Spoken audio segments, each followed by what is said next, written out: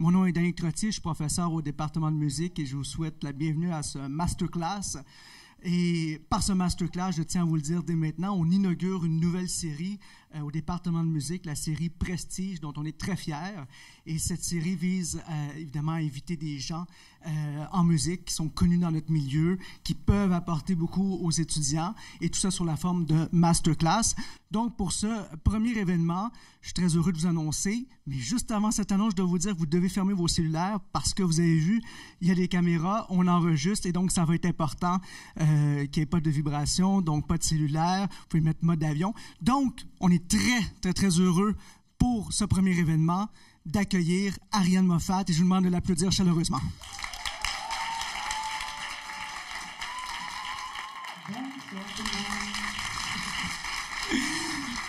Donc, Ariane, on a préparé tout un déroulement pour les gens aujourd'hui. On va passer par différentes étapes. Il y aura un masterclass, des étudiants qui vont performer. On va aussi un peu s'arrêter à des moments de ta carrière. Mais on s'est dit, en débutant, que tu pourrais peut-être nous interpréter une chanson. Et Ariane nous a proposé une chanson qui est sur son album « Le cœur dans la tête », donc de 2005, qui est la chanson « Terminus ». Et donc, elle va nous l'interpréter au piano et je t'invite dès maintenant. Bon, parfait. J'ai choisi cette chanson-là parce que ça me rappelle ma période ici à l'UQAM où la musique et les amours s'entrechoquaient de manière un peu dark, je vais le dire. C'est pas ma période la plus happy. Et j'avais envie de reconnecter un peu et faire la paix avec cette Ariane tourmentée. Voici Terminus.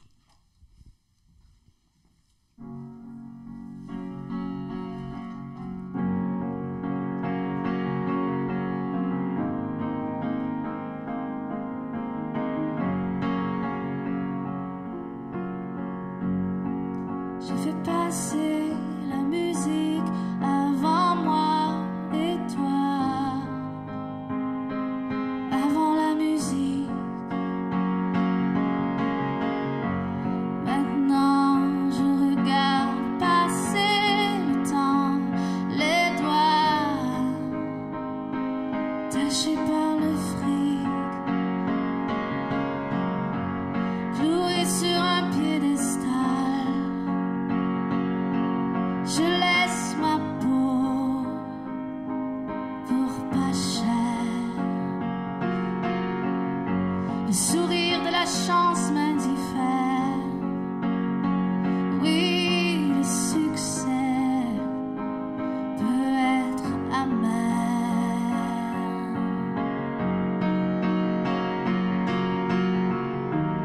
Je me réveille au terminus, sans caresse, sans chorus.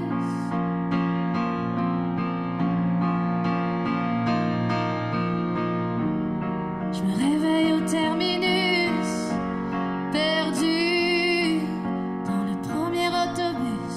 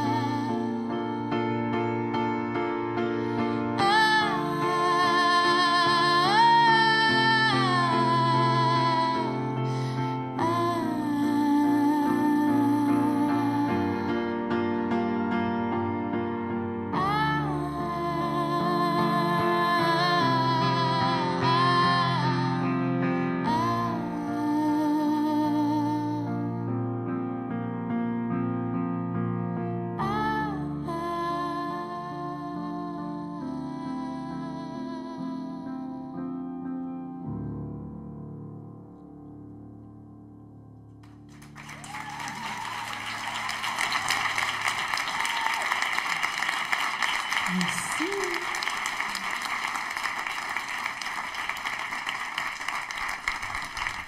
Merci, Ariane. Je vais t'inviter à venir t'asseoir avec moi. On va revenir sur, disons, des moments forts de ta carrière. Je vais retracer un petit peu certains de ces moments-là. Et on va le dire au public, on se connaît parce qu'on a étudié en même temps. Et je rappelais à Ariane que, il y a 20 ans exactement, en mars 98, on était assis dans ce local pour faire les auditions pour entrer au bac à l'UQAM, toi et moi, en compagnie de d'autres collègues de l'époque. Et donc, ça fait 20 ans quand même que tu as cette carrière. On va pouvoir retracer certains des moments forts. Et oui, tout à fait, revenir en début. Tu sais, quand je me rappelle aussi des années, parce qu'on a aussi fait Cégep de Saint-Laurent en même temps, toi et moi, avec d'autres, il y avait Marie-Pierre Arthur, il y avait d'autres collègues à l'époque. Et ce que je me rappelle, c'est que tu avais déjà un sens assez... J'ai peur là, de oui, ce que tu vas me sortir. Hein, t'as peur de ce que je vais sortir. Hein? Je me rappelle de certaines choses. J'espère que je vais m'en rappeler moi aussi. Oui, ben, je me rappelle, d'une part, je me rappelle ta polyvalence instrumentale. Okay. Je me rappelle autant que tu étais attirée par la... Évidemment, tu étais chanteuse, tu étais en chant jazz, mais je me rappelle aussi le piano, je me rappelle aussi les percussions, je me rappelle que tu avais certains attraits instrumentaux, mais je me rappelle aussi que tu n'avais pas peur déjà de l'engagement de te mettre sur scène. Et je vais te rappeler quand même 2 événements importants. D'une part, tu as fait Cégep en spectacle, tu as fait l'Empire des futurs stars. Dans les 2 cas, tu t'es quand même illustré. Et évidemment, on est dans un contexte académique ici avec des étudiants qu'on forme pour plus tard devenir évidemment de futurs professionnels en musique.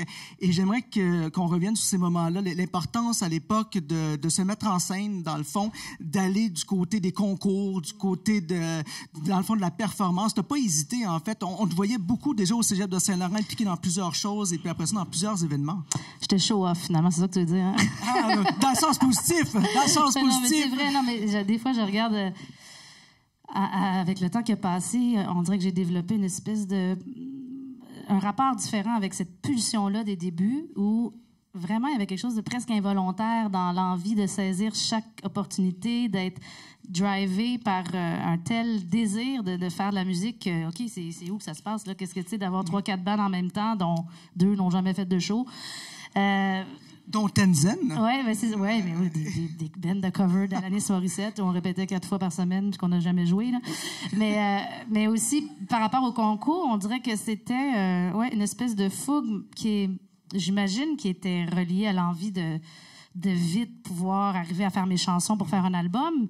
Mais c'était pas de dire c'est où que je peux aller pour être connue, c'était vraiment d'être animée par cette passion-là, de vouloir m'exposer puis le plus possible pour faire ce qu'il faut, comme me rendre au service de cette passion-là qui m'animait, pour dire qu'est-ce qu'il faut que je fasse là pour un peu passer les étapes pour arriver à toucher à cet objectif-là, ce rêve-là de pouvoir faire de la musique un métier. Tout à fait. Et Dieu sait que ces concours-là sont importants, sont souvent des tremplins, hein? N'est-ce pas? Il y a aussi Carquois à l'époque, où Jean Cormier a commencé aussi avec Cégep en spectacle. Même qu'à l'Empire des futurs stars, mon band qui m'accompagnait, parce que c'est le fun, c'est le genre de concours qui n'existe plus, mais où tu pouvais faire tes tunes, puis avoir des musiciens, puis c'était ça, c'était Louis-Jean, la moitié du band de Carquois, finalement, qui était mon house band à moi. Ah oui, tout à fait. Et bref, oui, Cégep en spectacle aussi, c'est pas un concours que j'ai remporté, mais j'ai eu une bourse pour aller jouer à Belfort, en France. Donc, l'espèce d'avantage collatéral, ça m'a forcé au lieu d'avoir monté 3 tunes, il fallait que je fasse 1 heure de show. Fait que, tu sais, c'est quelque chose qui, tu sais pas dans quoi tu t'embarques, mais finalement, tous ces objectifs-là, parce que c'est ça aussi, évoluer dans sa passion, dans son métier, c'est d'être capable de rencontrer des objectifs concrets qui font en sorte qu'un peu comme quand tu as un travail à faire, il faut que tu le remettes. En tout cas, moi, je fonctionne comme ça. Ça te pousse dans le derrière, puis tu n'as pas le choix de livrer la marchandise. Et c'est comme ça que tu évolues, puis que, je sais pas, tu marques un peu des étapes qui te renforcent, parce que c'est un métier où il faut avoir la couenne dure quand même. Tout à fait. Puis, ce qui est intéressant, justement, c'est qu'à ce moment-là, tu as rencontré Marc Derry. Donc, Marc t'a invité pour une tournée. Après ça, il y a eu Daniel Bélanger. Donc, forcément, tu t'es constitué un réseau à l'époque. Il y a des gens du milieu qui t'ont fait confiance, évidemment, parce que tu avais le talent, justement. Et puis, ça t'a acheminé tranquillement. Je me rappelle, on te voyait à l'UQAM, puis tout d'un coup, on te voyait à la télé. En peu de temps, donc ce qui était quand même, moi je trouvais ça admirable. Et donc ces collaborations-là étaient importantes, évidemment, sur Rêver mieux, entre autres, la tournée de Rêver mieux, tu as été claviériste, choriste, et je pense que ça a été un moment important aussi. Ben oui, puis ça a carrément commencé ici, parce que la raison pour laquelle j'ai pas mon bac officiel, même si je donne un masterclass, j'ai pas fini mon bac. Je n'allais pas le dire, Ariane, je t'ai dit de pas souligner ça. Mais j'ai fait donc deux années, puis au moment de faire la rentrée en septembre de la 3e année pour conclure, j'ai eu l'appel de Marc Derry pour partir en tournée avec lui. Puis après ça, c'est Daniel Bélanger qui a demandé ma main à Marc en disant « Peux-tu t'appliquer? » Et il y a eu cet enchaînement-là. C'était difficile comme décision parce que c'est le fun de finir ce qu'on a commencé, mais on sait que c'est un métier où...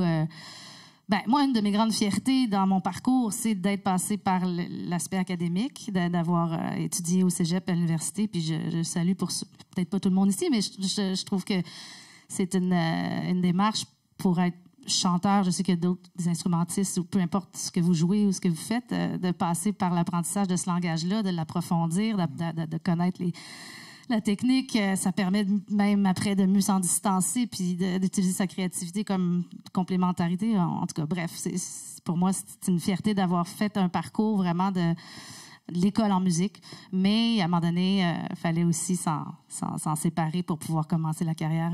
C'est un métier qui s'apprend sur le terrain aussi.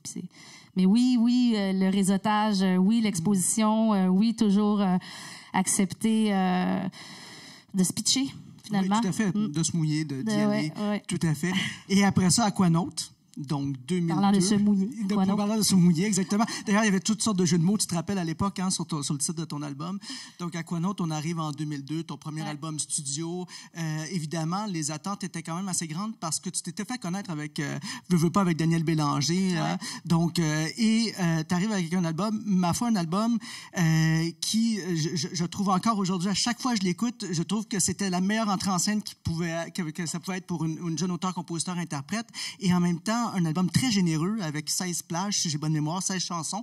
Et donc, avec des hits. C'est ça, les albums d'aujourd'hui. Non, exactement. C'est incroyable. C'est ça, aujourd'hui, on a vraiment réduit le format, alors qu'à l'époque, 16 chansons, c'était quand même pas rien. Et là, il y a eu des hits, Point de mire, entre autres.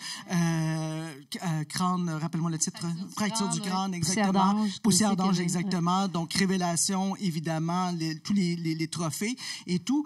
Comment, avec le recul, maintenant, ça fait près de 15 ans, comment tu vois cette période-là, la période 2002-2003, être un petit peu à l'avant-scène, disons, du milieu de la chanson québécoise? C'est une période magnifique à regarder derrière parce que c'est là qu'il y a eu l'espèce d'explosion puis la rencontre avec le public. Mais je dirais comme artiste, comme femme, c'est aussi la plus belle période, le premier geste de création quand tu n'as pas encore nécessairement rien à comparer de toi-même, que quand tu apportes ton empreinte, ton charisme personnel, ta proposition qui n'existait pas. Donc, il y a quelque chose de très libre et de très vertigineux en même temps parce que c'est souvent la période des premières chansons où on exprime énormément de qui on est, de notre intimité, de périodes de vie souvent houleuses. Puis donc, c'était vertigineux, mais c'était encore dans la période, on dirait, où je réfléchissais même pas. Je ressentais cette espèce d'instinct-là du début où je me donnais à cette passion-là entièrement. Mais c'est sûr que de revoir la Ariane qui était dans ses premiers balbutiements à cette époque-là, pour moi, c'est vraiment la première graine qui est plantée, puis c'est une énergie qui est très forte, qui est très habitée, puis c'est le fun. On sentait ton énergie aussi, on le voyait dans les médias, on voyait... Et puis, je pense que les concerts, c'était quelque chose. Tu étais en tournée, ça a été des grosses tournées, au début. Oui, effectivement. Ben là, avec Daniel, tu disais, là, les attentes étaient grosses, mais en même temps, l'opportunité était tellement fantastique d'ouvrir pour Daniel Bélanger. Je veux dire, qu'est-ce que tu veux de plus, là, ou de mieux, comme... Fait que je commençais à la guitare, mes premières chansons d'Aquanaut, puis je déposais, puis j'allais partir Spoutnik de l'album Rêver mieux. C'est comme, c'était vrai, ça, c'est une méchante belle période de vie, là. Donc, oui, les attentes étaient grosses, mais en même temps, je veux dire, j'avais la chance de rencontrer un public de mélomanes, de gens qui étaient pas juste là pour un one-hit wonder d'un artiste, tu sais, qui aimait consommer la musique, suivre des artistes, puis être loyaux. Puis c'est ça qui est une grande chance. On dirait que je suis arrivée juste avant que tout commence vraiment à s'écrouler plus, puis qu'on soit vraiment plus dans l'éphémérité, puis qu'on zappe les tunes, puis que, ce soit plus dur d'avoir un following qui dure sur le long cours. Fait que c'était des éléments favorables pour arriver. Puis je me rappelle de ce moment-là. Là, pour moi, le moment ancré, c'est les francopholies après la sortie d'Aquanaut, où ça fait peut-être, tu sais, aujourd'hui, on sort un album ou un EP, puis c'est sur scène direct, là, tu sais, t'attends pas que ce soit vraiment synchronisé. Mais la vieille mentalité, c'était de vraiment laisser une chanson rouler à la radio, que les gens s'approprient l'album, puis souvent les tournées commençaient comme un an après. Et donc, à ce show-là des Francopholies, c'était vraiment la première fois où je vais-tu avoir un public qui va être là, hein, tu sais? Je regarde ma sœur, c'est mon agente et ma grande sœur, mais c'est des moments, des souvenirs de... C'était sur scène extérieure, hein? Ouais. C'était sur la scène, je me rappelle.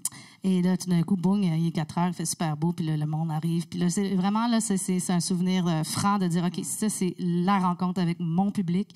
Puis ça reste bien intense. Il y a une chose qui me frappe quand je réécoute cet album-là, c'est ce qu'on va associer à ton travail, à ta couleur sonore, une étiquette qui va te suivre jusqu'à aujourd'hui, je trouve qu'il convient bien, l'électropop. On va souvent dire, Ariane, elle a un son électropop. On a même parlé de folk electronia, donc tout ça.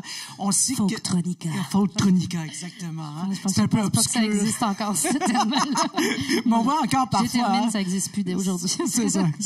Mais donc, on t'a associé cette étiquette-là. Et moi, ce qui m'a toujours marqué dans ta musique, c'est effectivement les sons électroniques prennent une place. Du premier album jusqu'à tout récemment, 22h22, il y a toujours des sons électroniques. Tu maries bien vraiment ce qui est de l'ordre de l'acoustique, de la chanson plus traditionnelle, avec les éléments électroniques. Tu as, par exemple, dit déjà qu'une de tes influences, c'est Ben Harper. Donc, on retrouve aussi chez lui cette espèce de fusion stylistique qui est importante. Donc, j'aimerais t'entendre là-dessus, électropop, le fait qu'il y a vraiment... Moi, ça me fascine comment ton son, quand on écoute ton son, on entend vraiment ces sons électroniques et ça semble être une drive chez toi dans ta musique vraiment importante. Ben, je pense qu'aujourd'hui, on n'a même plus besoin nécessairement de le spécifier dans la pop, l'électro, ça va de soi. Tu sais, je veux dire, sur la scène, oui, il reste qu'il y a de la folk en masse, mais je veux dire, le style électropop, on dirait que c'est rendu beaucoup plus usuel d'aborder les tunes avec une présence électro, mais c'est vrai que peut-être que toute cette période-là, des premiers albums de Dumas, Bélanger, tout ça, où on a décidé dans la chanson de tradition plus folk d'amener des éléments électro, ben oui, moi, c'était clair que quand je créais Aquanaut, je veux dire, c'était tout le mouvement un peu trip-hop de Portishead, puis tout ça, puis c'était hors de question que j'aille pas vers ça. Tu sais, je me disais, voyons, faut insuffler à cette pop-là des textures électro. Pour moi, ça... Comment j'allais y arriver, tout ça. Puis, je veux dire, d'un côté, j'avais mon collaborateur Francis Collard qui jouait un peu le rôle du Wiz Laptop. Puis, à côté, il y avait Joseph Marchand qui, encore aujourd'hui, avec qui je fais de la musique et guitariste fantastique. Fait on s'est trouvé une espèce de unit, un trio où chaque personne amenait son identité. Puis, c'est sûr que c'est pas toute seule que je suis arrivée avec ce son-là. Mais oui, c'était indispensable pour moi de toujours faire se rencontrer les sources plus organiques, puis l'électro, puis de confondre les deux, puis encore aujourd'hui, de jouer avec ça, puis d'arriver à avoir une chaleur, puis de l'émotion dans tout ça. Mais tout ce qui est synthé, j'aborde vraiment la création de front, entre écrire une chanson, être au piano, puis après ça, déterminer le climat de l'arrangement, le type de son, la façon de façonner comme la pâte à modeler, les tones, puis la rencontre dans les différents sons qui vont créer l'arrangement. Pour moi, c'est aussi dans le haut de la liste que de trouver un bon refrain au piano ou de trouver le mot qu'il fallait. J'aborde vraiment ça de front, puis si j'avais pas ça dans ma boîte à outils ou dans ma façon de cuisiner, ce serait pas moi. Tu sais, je veux dire, je peux pas dire j'arrive avec 12 tunes piano-voix puis arrangez-moi ça. Là. Ça fait vraiment partie de ce qui me passionne dans la musique, de monter ce château-là d'arrangement, d'habiller les chansons en faisant se rencontrer, c'est ça, l'électro. Puis, Et tu vas chercher comme les outils électroniques que tu vas chercher en général, les instruments. Est-ce que tu as parlé du synthétiseur, donc tu as beaucoup travaillé comme clavieriste aussi au synthétiseur, mais est-ce que en général, il peut y avoir des boîtes à musique aussi? Est-ce que tu as... Ben, dans le fond, ça part du premier clavier que j'ai demandé en 4-5e année du primaire, un Korg où j'avais un séquenceur intégré. Tu sais, à mes parents, tu parlais de Ben Harper, ça fait longtemps, mais je prenais des chansons de cet album-là, puis là, je faisais le drum, la bass, j'essayais de tout recréer l'arrangement. C'est vraiment beaucoup comme ça que j'ai appris, puis que j'ai pu nourrir cette passion-là des arrangements, d'aller voir derrière la chanson qu'est-ce qui se passe, tu sais, puis je pense que c'est une super façon. Je pense que les profs en parlent beaucoup par le mimétisme, par le fait de repartir de ce qui nous passionne, puis d'aller le comprendre, de l'ouvrir, puis d'aller chercher c'est quoi le langage. Encore aujourd'hui, si je fais une reprise, je sais pas moi, La Belle et Bomme ou whatever, n'importe quel contexte, j'ai tellement l'impression que finalement, je pensais que je connaissais une chanson, mais je la connaissais pas comme quand t'as à l'apprendre, à vraiment la décortiquer, puis à te l'approprier pour t'en faire la tienne. Fait que, bref, pour moi, c'est l'histoire vraiment de petits home studios qui ont comme grossi le clavier l'anniversaire d'après. Il était plus gros. OK, là, la carte de son, le laptop, OK, le contrôleur, puis le whoop. Là, aujourd'hui, c'est là. Mon patch B, mes préamps. Aujourd'hui, là, j'ai une classe d'école en haut de la garderie de mes jumeaux. Okay. Où, là, j'ai vraiment...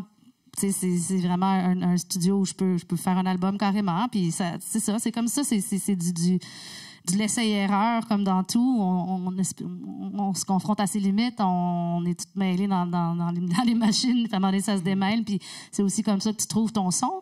Tu sais, ta façon unique d'aborder, parce qu'on peut dire un synthé, oui, mais un synthé, je te mets devant le même synthé que ton ami, puis ça va faire vraiment un synthé analogue. Tu vas l'interpréter tellement d'une façon différente. Fait que, en montant tous ces petits espaces-là, c'est comme ça que j'ai appris ma méthode de travail à moi. Exactement, parce qu'au fur et à mesure, tu es vraiment devenue aussi vraiment une musicienne de studio. Dans le studio, je pense que je regarde sur tes albums, en général, tu as participé à la réalisation, tu as participé à plusieurs des étapes. Donc, c'est une des choses dont on parle souvent avec les étudiants, l'importance de la multitâche, de la multi-activité, n'est-ce pas? Un musicien, aujourd'hui, c'est pas juste un musicien qui joue sur scène, c'est un musicien aussi qui s'implique derrière à tous les niveaux. Et ça, je sens que tu l'as acquis au fil des années, vraiment, de manière très importante, cette implication dans le studio. Est-ce que tu travailles la création directement dans le studio? Comment, peut-être si on parle un peu de processus créatif derrière tes chansons? Ça, c'est le fun. C'est tellement le fun. Oui, exactement. C'est bien. On a l'impression de rentrer dans ton laboratoire. Oui, parce que dans le fond, c'est le fun. C'est parce que dans le fond, à chaque album aussi, je pense que je ressens le besoin de renouveler mes vœux avec cet exercice-là de la création, parce que à chaque fois que tu finis un projet, des fois, c'est comme, OK, tu sais, c'est n'importe quoi, là, t'es rempli, t'as fait un album, une tournée, tu sais, c'est chargé, puis dans une conjoncture d'industrie qui devient quand même de plus en plus complexe, c'est pas gagné pour moi. À chaque album, je me repose la question, là, j'ai-tu encore envie? J'ai-tu encore de quoi raconter? J'ai-tu encore envie de me pitcher dans cette intensité-là? Puis là, ce que je redécouvre, c'est que oui, ça me tente encore. Puis, point de vue du processus de création, ben, écoute, ce que j'aime, moi, c'est sentir que qu'il y a une forme d'inspiration. Puis je dis inspiration, là, le mot inspiration. Mais oui, il y en a des... Quand on est branché sur son instinct, on a le droit de croire que oui, il y a un espace de choses qui nous surprennent. Puis vraiment, là, il y a des périodes de ma vie où je disais... c'est juste comme le travail, faut pas que tu aies peur à 9 heures de te mettre devant ton piano, puis d'écrire, puis qu'à la répétition, à un moment donné, ça vient. Mais aujourd'hui, là, à l'heure où on se parle, je trouve que je confirme qu'aussi, il y a toutes sortes de façons dont ma sœur dirait l'univers peut intervenir pour vraiment nous donner l'impression qu'il y a des perches de lancer puis qu'il faut les attraper. Mais comme 22h22. 22h22, ça a été une entrée. Oui, et tout l'album est devenu une thématique autour de cette Exactement. Puis là, encore là, finalement, j'ai écrit pas mal de chansons dernièrement dans un moment où je venais d'accoucher puis que je ne demandais pas nécessairement de repartir en écriture en même temps que je donnais des boires, là, tu sais, mais finalement, il y a eu quelque chose. Quelque chose qui s'est passé puis qui m'a... C'est pour ça que je dis que, qui m'a aspiré vers une espèce de côté inévitable. Et tout ça pour revenir à ta question, le processus de création, ou comme pour cette fois-ci, autant 22h22, oui, c'est comme très onérique, les nappes de clavier, puis pas de guitare pantoute, puis là, j'ai vraiment voulu pousser l'écriture piano-texte, vraiment, puis pousser ça, puis des petites méthodes que j'ai décidé pour la première fois, mettons, d'essayer pour cette fois-ci, mettons... j'ai une idée de grille d'accords, je chante, ben là, après, je mute tout ce que j'ai fait de piano ou de soutien harmonique et j'essaie de revisiter, puis avec la même mélodie, pourquoi ça serait tout le temps ça même, tu sais, parce qu'à un moment donné, on a nos réflexes, on a nos façons, où on va toujours rentrer de la même façon dans la composition, parce que c'est correct, c'est comme ça, mais des fois, c'est le fun de se faire des petites jambettes, puis d'aller voir, OK, si j'aborde ça avec tel autre façon de faire ressortir cette note mélodique-là et de se faire des exercices comme ça pour finalement avoir l'impression d'être créatif face à soi-même puis de pas toujours sentir que mes doigts vont toujours à la même place. Puis fait que là, j'ai décidé d'arrêter de tout de suite sauter sur le beat puis le son puis de vraiment travailler parce que j'ai le goût là pour un processus de pas passer un an devant un ordinateur à faire du beat puis replacer des affaires à midi puis tout. Je vais aller vers quelque chose de plus organique et en band avec d'autres mondes. Fait que pour ça, je me suis dit, mets toutes tes énergies sur le songwriting. On s'entend là que finalement, je me retrouve avec des maquettes pas mal. Pas mal, finalement, avec pas mal d'affaires, là, mais ma priorité, c'était ça. Et pour aussi, cette fois-ci, c'était de pas... Moi, je suis une personne de concept. J'aime ça avoir... Tu parlais de 22h22, là. OK, là, wow, j'ai le 22h22, l'album est en arrière, là, puis là, je me monte un monde, puis tout ça. Mais là, cette fois-ci, vraiment, ça a été plus comme, OK, laisse les tunes arriver, puis tu vois ton petit concept. Après, s'il y en a un, parce qu'il n'est pas obligé, mais des fois, ça nous crée un cadre. Puis c'est vrai que ça fait en sorte que, tu sais, on écrit des chansons, puis c'est pas toujours obligé d'être exactement ce qu'on vit en ce moment, puis l'intensité. On peut partir de comme un scénariste le ferait, puis avoir une idée d'un concept, d'un univers, d'un champ lexical, d'une couleur, puis de bâtir autour de ça. Des fois, ça aide aussi à partir, ça aide à se donner la force d'écrire, tu sais, puis de pas juste se sentir qu'on est la matière première super fragile pour tout. Ça peut être le fun bref, tout ça, mais aussi le contraire de dire, OK, je m'expose, j'écris, puis là, de ça, émane finalement le fameux, entre guillemets, concept ou la résonance commune à tout ce qui a été écrit, puis ça apparaît, puis c'est beau parce que c'est fou la vie, parce que ça finit par faire un tout souvent. Est-ce que tu te mets des critères pour l'élagage, c'est-à-dire pour ce qui va rester de côté, vers l'album, là, vers la fin, donc tu t'entoures, j'imagine, de personnes, tu dois faire des moments où tu veux juste voir si ça fonctionne bien, si la sauce prend, comme on dit, donc il doit y avoir ces moments-là aussi qui sont importants, j'imagine. Oui, j'ai de la misère à faire écouter beaucoup tôt dans le processus. C'est vrai que je me donne un peu d'espace puis de temps pour voir c'est quoi que je suis en train de brasser.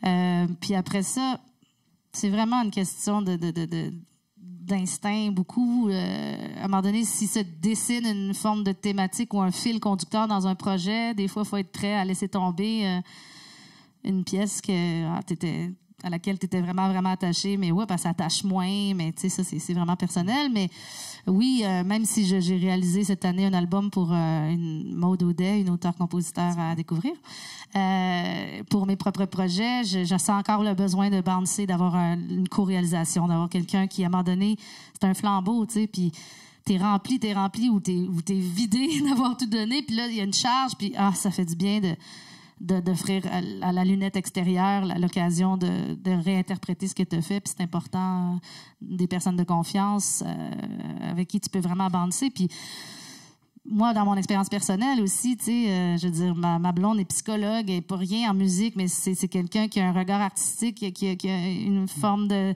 sensibilité à laquelle je donne beaucoup de crédit. Puis je trouve ça dur de faire écouter ce que je fais, mais à un moment donné, je le fais. Puis c'est important aussi d'avoir des gens autour de nous, de confiance qu'on choisit pour être capable de lâcher puis de se faire rentrer dedans comme je vais rentrer dans je sais pas qui tantôt. Oui. Ça s'en vient. Je voudrais aborder deux derniers petits sujets avant qu'on passe à une autre étape. Mais d'une part, justement, une fois que l'album est terminé, évidemment, là, c'est lancé, on peut plus rien faire. Mais il y a une chose, moi, qui me fascine quand on parle de toi puis qu'on revient un petit peu sur ta carrière. Je trouve qu'on ne souligne pas assez le fait que tu es une grande mélodiste. Sur tes albums, sur beaucoup d'albums, je pense à Le cœur dans la tête, je pense aussi à Tous les sens, tu nous as laissé des mélodies qui sont carrément des vers d'oreille. Au plus grand plaisir des fans que nous sommes, comme Montréal, n'est-ce pas? Juste une petite anecdote comme ça, il y a beaucoup de gens, quand ils reviennent à Montréal, maintenant, ne peuvent pas s'empêcher de penser à toi quand ils arrivent, n'est-ce pas, à l'aéroport, donc avec le transit d'Amsterdam ou quand ils reviennent d'Europe. Donc, c'est mon cas. Moi, comme j'ai écrit la chanson, c'est vraiment dans le terminal de Charles de Gaulle en rentrant. Fait que oui, j'en ai entendu des anecdotes. Ça doit. Mais ce côté-là de la mélodie qui reste dans la tête et ton travail de mélodie, ce que je trouve intéressant chez toi, c'est que tu travailles pas la mélodie comme... en fait, tu as vraiment une manière singulière de travailler la mélodie. Je trouve que tes mélodies sont beaucoup plus rythmées. Je sais pas comment dire, mais il y a quelque chose, je les ai pas toutes analysées, mais il y a quelque chose dans tes mélodies qui a une couleur très particulière, comme dans tous les sens, aussi sur certaines des chansons qui te restent dans la tête très longtemps. Donc, Je veux tout, par exemple, qui est une chanson aussi qui a connu un énorme succès. Donc, ce rapport-là, la mélodie, est-ce que tu trouves qu'il est important? Tu le travailles comment? Et encore une fois, ça peut être lié aussi à l'électropop, parce qu'il y a vraiment de l'électronique derrière ces mélodies-là. Oui, je pense que tu disais tantôt que je taponnais le rythme et tout ça. Ben, l'aspect du rythme, l'aspect du groove aussi, c'est quelque chose que j'aime aborder en partant dans le choix de la mélodie ou dans la façon dont la mélodie arrive. Mais je dirais que je suis pas très théorique dans ma façon de composer. Puis sérieusement, oui, j'ai étudié en musique, mais je veux dire, je suis pas là en train d'analyser ce que je suis en train de faire. Vraiment pas. J'aime la pop. J'aime la pop à la mélodie qui est, je dirais, translucide. Ou tu sais, que je veux dire, ça passe pas par quatre chemins. On est là, on voit le portrait. C'est ça qui me vient tout seul. Puis c'est important. T'sais, avoir une mélodie qui est accrocheuse, ça veut pas dire faire une musique qui n'a pas de profondeur ou qui n'a pas de saveur ou qui est shallow, ou je sais pas comment on peut l'appeler, mais il y a toujours une façon d'avoir une mélodie qui on veut se rendre aux gens, dans le fond. La mélodie, c'est une façon de tendre la main, c'est une façon que la personne puisse s'approprier ce qu'on a envie de dire, puis c'est ça, j'essaie d'avoir une approche où c'est comme facile de me rencontrer à travers mes chansons par cette simplicité mélodique, je te dirais. Là. Mais aussi le rapport aux mots, là, parce que maintenant, je travaille beaucoup dans mon setup de studio. Je vais partir des accords et de mélodies, mais souvent, je vais investir les mots en même temps.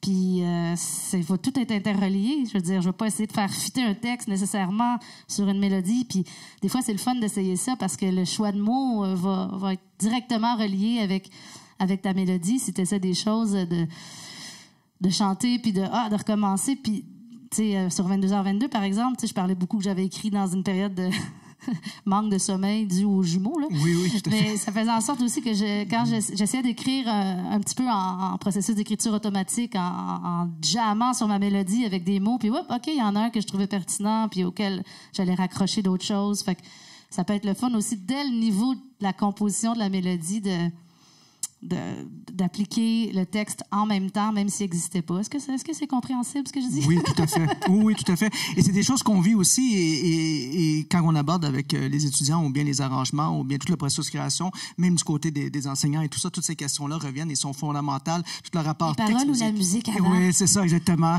Qui est quelque chose, un non-sens, en fait. Mais bon, enfin, c'est ça.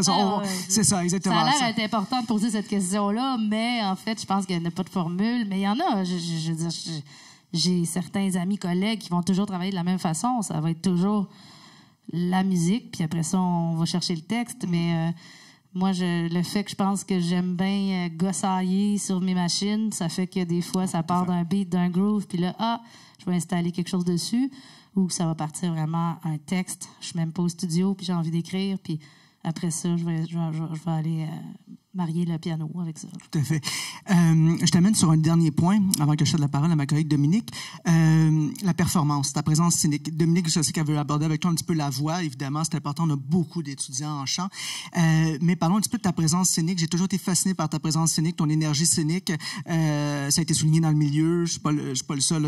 Et puis c'est ce que au chant aussi, que le public, il y a quelque chose qui se passe quand tu es sur scène. Je me rappelle que quand on était déjà étudiant, tu avais une présence scénique, ma foi, qui ressortait déjà énormément. Donc, je me suis toujours dit... Explique-toi. Exactement. Je dirais que tu avais... Je sentais aucune gêne chez toi. Un peu dans le derrière, c'est ça? Oui, c'est ça. C'est une belle expression, oui. Je l'avais pas pensé comme ça, mais disons que t'as jamais eu peur d'occuper la scène, t'as jamais eu peur non plus... Je t'ai jamais senti gêné devant le public, j'ai jamais senti beaucoup de stress, même à l'époque où, quand on était étudiant, on devait performer dans certaines situations qui n'étaient pas nécessairement faciles, n'est-ce pas, comme quand on se fait évaluer.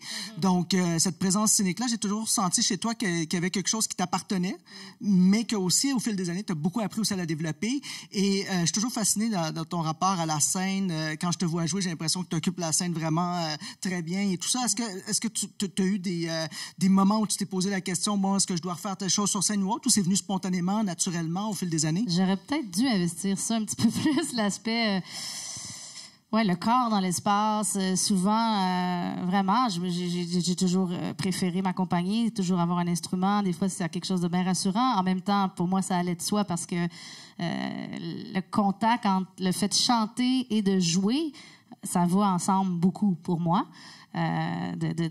D'ouvrir un filtre de synthé en même temps que je vais augmenter le volume de ma voix. Tu sais, c'est tout un plaisir puis un rapport que je trouve qui sont fun quand on les met ensemble. C'est un effort dans le sens où je sais jamais le corps, la danse, tout ça, c'est pas tant mon affaire, là. Mais ça va de soi que je suis vraiment emportée par la musique, que je me regarde pas trop le moins possible après des perfos. Ça me rappelle à mes années de basketball où les filles lâchaient le ballon à force de me voir grimacer. Ça les faisait rire quand j'étais en défense. Je sais que je fais des faces et que je suis vraiment comme... Je sais pas, c'est vraiment... C'est pas rationnel, là, cette histoire-là. Mais il faut que je fasse... J'éprouve beaucoup de plaisir à, des fois, lâcher l'instrument de plus en plus, puis à me concentrer sur l'interprétation. Puis je trouve que dans cette idée-là, des fois, d'arrêter de faire plein de choses en même temps, j'ai trouvé que ça me servait. Puis je vais sûrement réappliquer ça plus parce que c'est vraiment pas moins intéressant. Puis c'est vraiment, au contraire, ça peut concentrer l'énergie et donner de la place à l'auditeur d'avoir complètement accès à toi. Puis au texte. Fait que, ouais. Mais comme chanteuse, tu as toujours assumé ton image, hein, dès le départ. Sur tes albums, tu as toujours été à l'avant-plan, tu as toujours, ce qui est un peu la norme aussi, mais tu as toujours bien assumé dans tes vidéoclips, par exemple, tu as toujours été mise à l'avant-plan dans tes vidéoclips et tout. Donc, tu as toujours, aussi été au centre de l'image de ta chanson et tout. Donc, est-ce que c'était assumé dès le départ? Est-ce que c'était voulu ou c'était plus des... Non, ben j'ai pas... Ouais, c'est vrai que la plupart des clips, je suis dedans, là, mais c'était pas pour le... tant que ça, mais il ne faut pas oublier que ça reste que c'est des exercices, des outils de promotion. Exactement, le vidéoclip est un outil de promotion, est venu comme un outil de promotion. Je veux dire, à quoi d'autre, je suis de même, le cœur dans la tête, je suis encore penchée. Non, je dirais que mon rapport à mon image est toujours un petit peu j'y vas-tu pas? Justement, est-ce que c'est mieux de me retirer? Est-ce que c'est mieux d'être en avant? C'est pas quelque chose...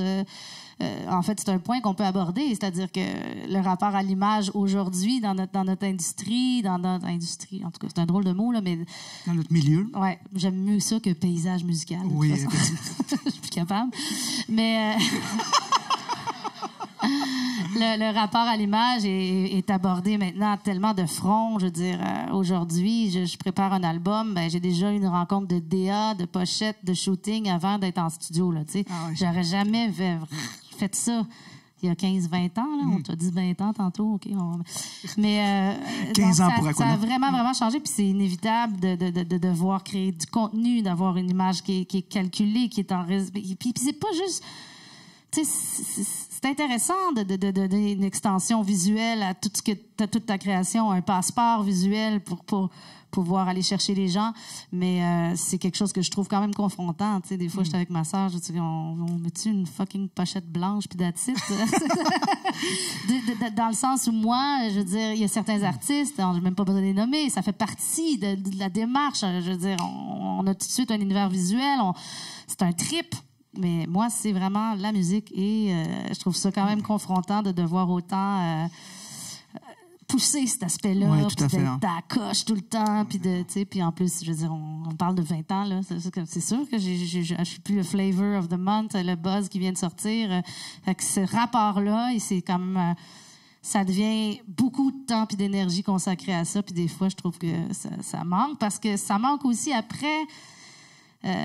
ça manque l'album ou le contenu d'un projet musical est tellement, je trouve, pas aussi honoré souvent qu'il devrait l'être parce que on zappe, l'attention est rapide, on tripe plus sur le clip que sur l'album au complet. Puis je veux pas être vieux jeu parce que je veux dire, je consomme la musique aussi comme ça, mais la démarche là, d'un bon vieux disque où la chanson 5 a peut-être rapport avec la chanson 10, puis il faut tout l'écouter pour le sentir.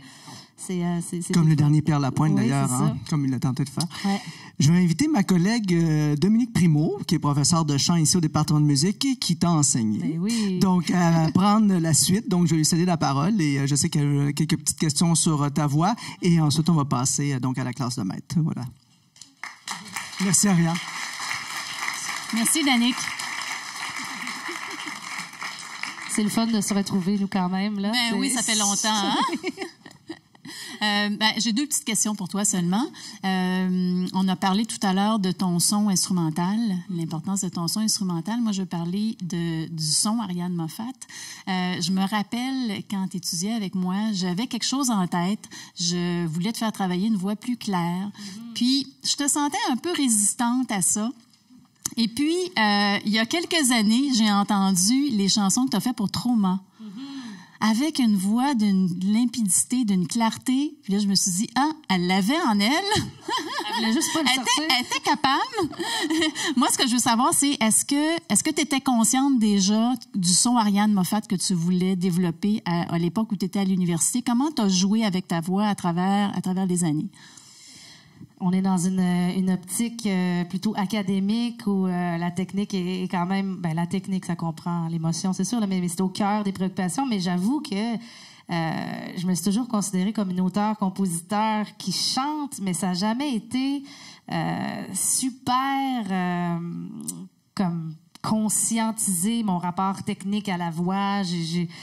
J'ai pas toujours fait attention à mes cordes vocales, je veux dire, mais j'ai toujours senti que j'avais un son qui était l'extension de mon âme, de mes émotions, qui était un son propre à moi. Puis ça, je chantais que la manière dont j'ai commencé à chanter, si j'évoluais avec ce son-là, il y avait quelque chose pas qui se différenciait des autres, mais qui était moi.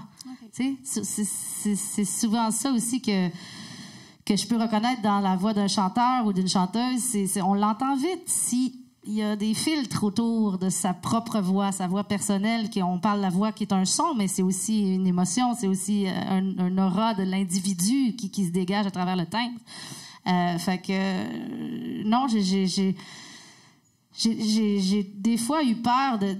Puis ça reste encore, tu sais, cet aspect-là, plus dans la gorge, un aspect des fois qui est plus coincé ici. Ça, c'est quelque chose que je sais que ça fait partie de certaines lacunes de ma voix. Puis il est temps que je reprenne des cours avec toi, finalement. Avec grand plaisir. Et ma voix a changé. C'est sûr que quand j'écoute mes premiers enregistrements, j'entends l'âge, j'entends la légèreté qui était, ça baisse un peu, mais en même temps, tu parles de Trauma, il y avait aussi des chansons qui étaient dans un registre plutôt grave et tout, mais c'est vrai que je sais pas si c'est l'aspect hyper acoustique qui a fait émaner, ou c'est tout en anglais aussi, parce que ça c'est quelque chose, chanter en anglais et en français, mon timbre change. C'est peut-être ça. Je vais y penser. Intéressant.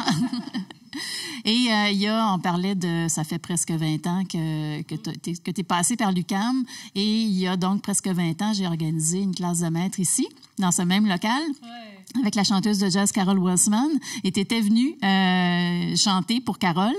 Alors aujourd'hui, les rôles sont inversés. Comment tu te sens? Comment tu trouves ça? En tout cas, c'est toi qui l'avais amené, Carole. Oui. C'est ça. Déjà, ça, c'était magnifique. C'était magique d'avoir accès à cet artiste-là parce que je l'écoutais déjà depuis le cégep. C'était comme, wow! Je me rappelle que ça avait été super payant, ce qu'elle nous avait donné. J'espère que je vais vous en donner un petit peu. Vous allez avoir l'impression de sortir avec quelques bons cues. Mais vraiment, pour moi, c'était l'approche aussi de Carol Wilsman.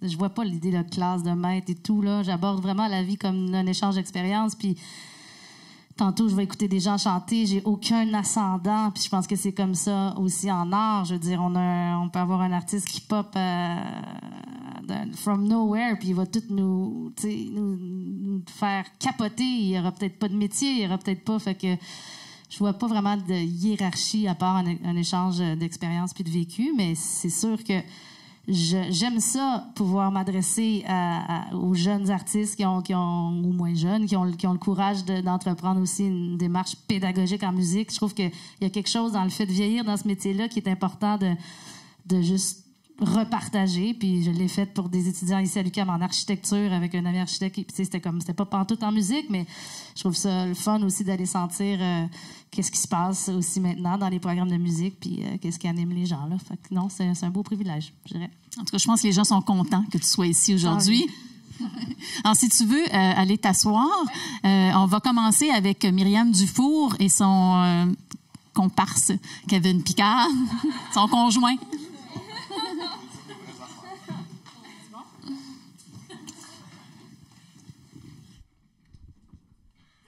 Bonsoir à tous. Ce soir, je vous présente une composition. C'est une chanson qui a été inspirée par la route entre Montréal et le Saguenay, parce que je viens de là-bas. Plus précisément, le parc des Laurentides, on dirait qu'il y a tout le temps... Je suis tout le temps dans un mood un peu pensive, là, où je fais un bilan de ma vie. Je sais pas si c'est le retour aux sources d'aller au Saguenay, mais c'est ça, cette fois-là, il y avait comme un coucher de soleil vraiment beau, aux couleurs comme super flash, puis des nuages. Ça avait l'air comme d'un village au loin. Puis en tout cas, ça m'a inspiré une chanson qui s'intitule « Horizon ».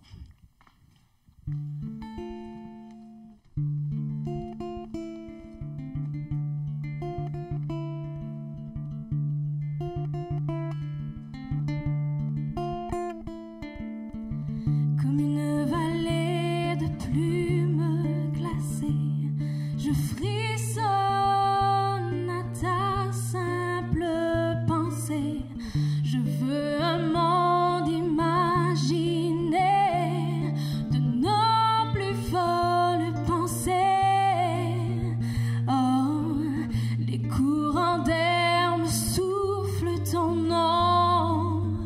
Oh, conduis-moi à l'horizon, conduis-moi à l'horizon, dans ce monde imaginaire, là où les nuages couleur néant sont tout aussi vagues que ballons. Conduis-moi à l'horizon, dans ce monde imaginaire. Oh, oh.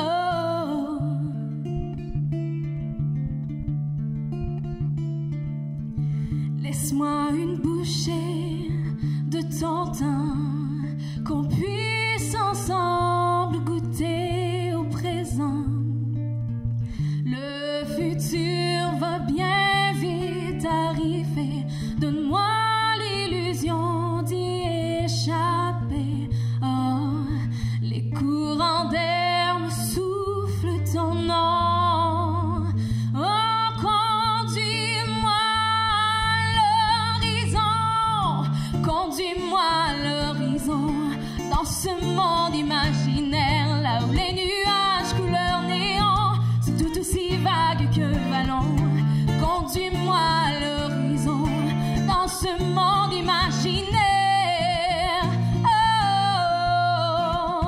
oh, peu importe le rythme, allons, construisons notre propre horizon. Conduis-moi à l'horizon, dans ce monde imaginaire, là où les nuages couleur néant sont tout aussi vagues que ballons. Conduis-moi à l'horizon, dans ce monde imaginaire. Oh, oh, conduis-moi à l'horizon, dans ce monde imaginaire, là où les nuages couleur néant sont tout aussi vagues que ballons. Conduis-moi à l'horizon, dans ce monde imaginaire. Oh, oh, oh, oh.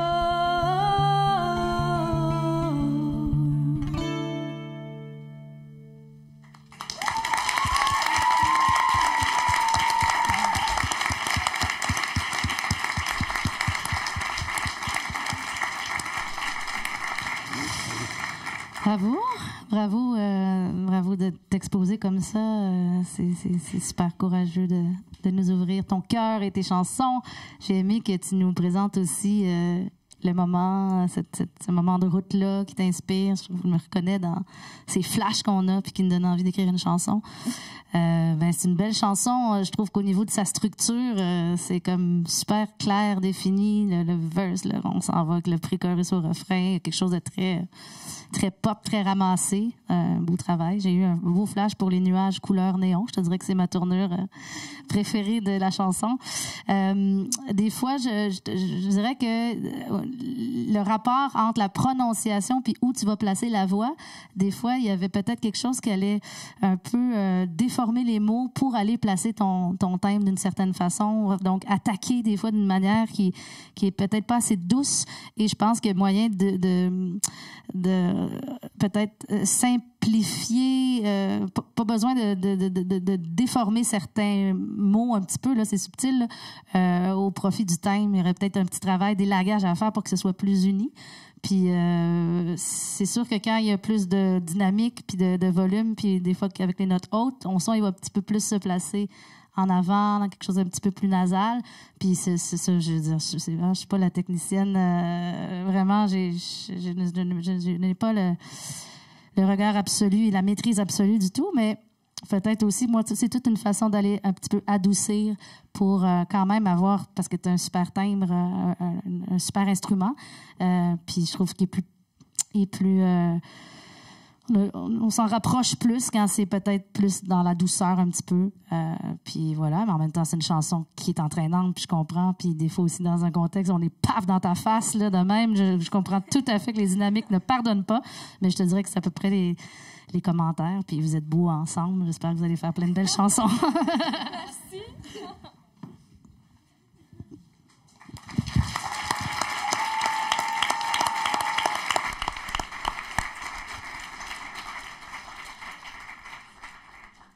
Alors, on va continuer avec Marie-Ève Desmarais, auteur-compositeur-interprète, qui est accompagnée par notre accompagnateur national, Pierre Bellil. Normalement, il est pianiste, mais là, il est au flugel. Yeah.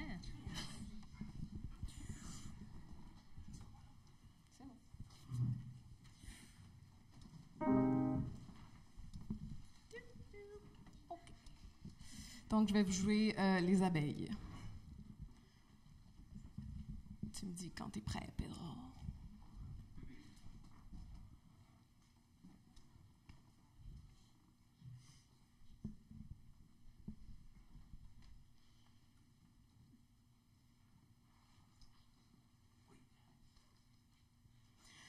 Comme les abeilles,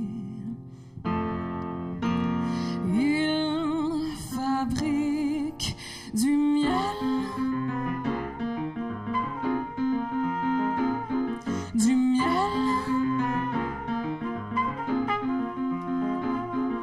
encore plus fort, sans relâche, il te fait croire que tu es souveraine, discret et prêt. Il se permet le nectar, le corps d'une autre reine, encore plus fort, sans relâche, il va brûler les plus doux des je t'aime, discret et prêt. Il se permet d'embrasser les femmes de son harem.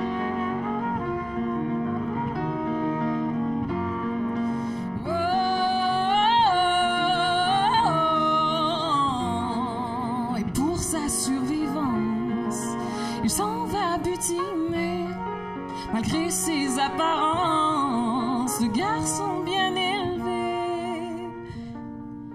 Et comme les abeilles, il fabrique du miel, d'une rose à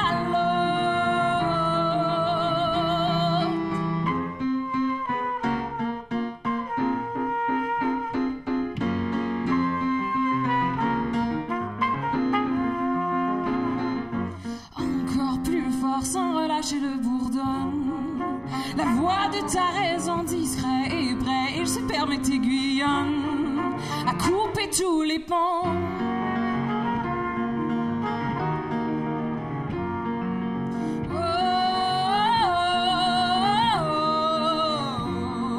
Ça semble surréel, mais tu refais le choix de rester dans son fiel, de rester dans ses draps.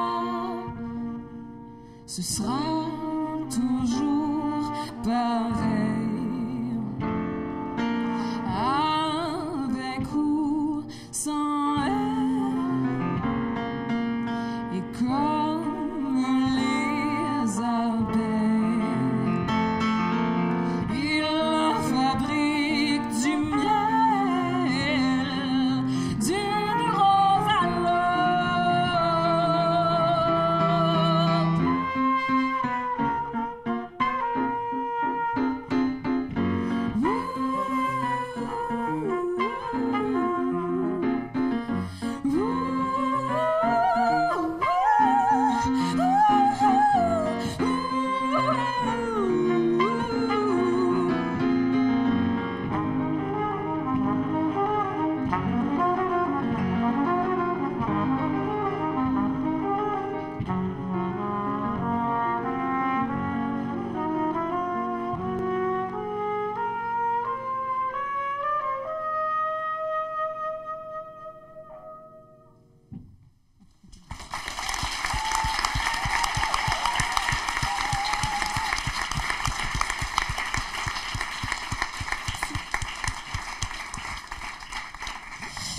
Bravo. Même pas besoin. Oui, un petit micro.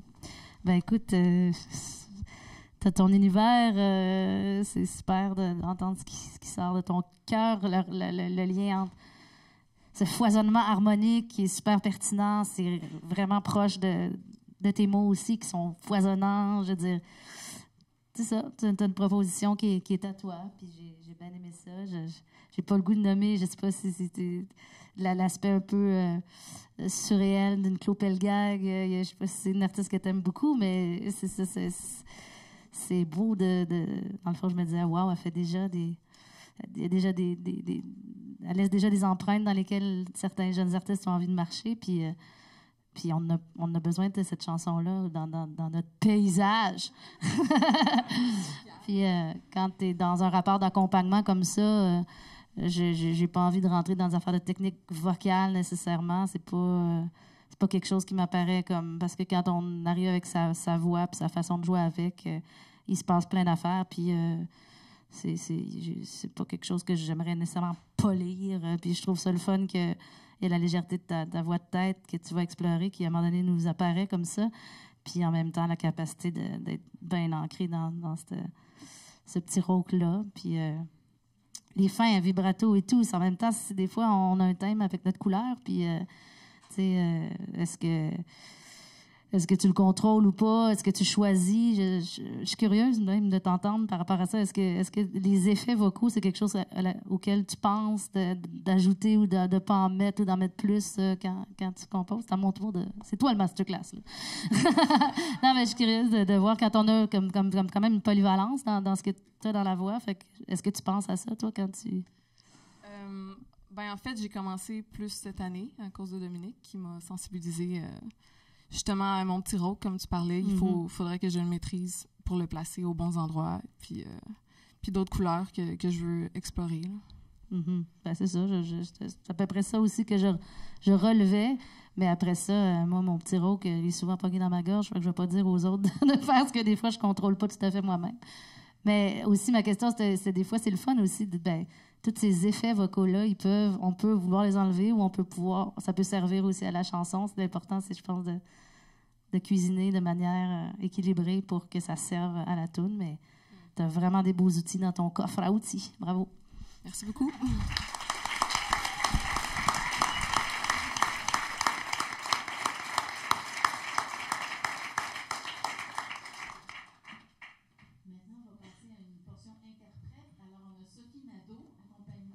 Par Jean-François Groux à la guitare. Bonsoir. Dans le fond, moi, j'ai choisi d'interpréter une pièce qui a été faite au départ par Luce Dufault, Murmure et Serment, composée par Richard Séguin. Dans le fond, pour moi, ces artistes-là, c'est un peu ça avec quoi j'ai grandi, c'est ça qui joue à la maison. Fait que c'est pour ça que j'ai choisi d'interpréter cette chanson-là.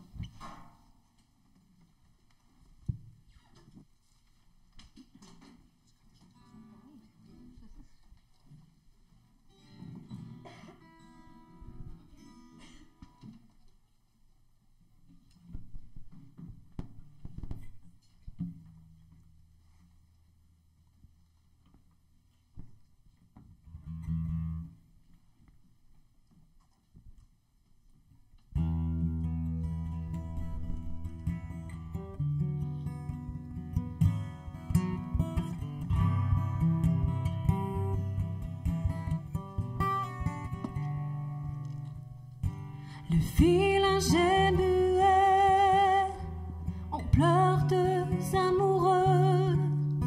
La brise me parle de délivrance et secret.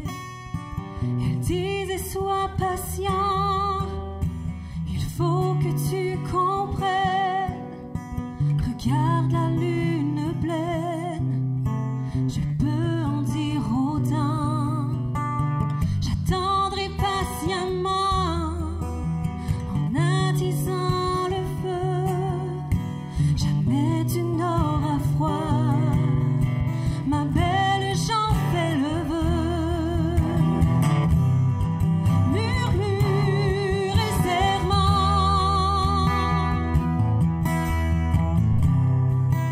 dans le bleu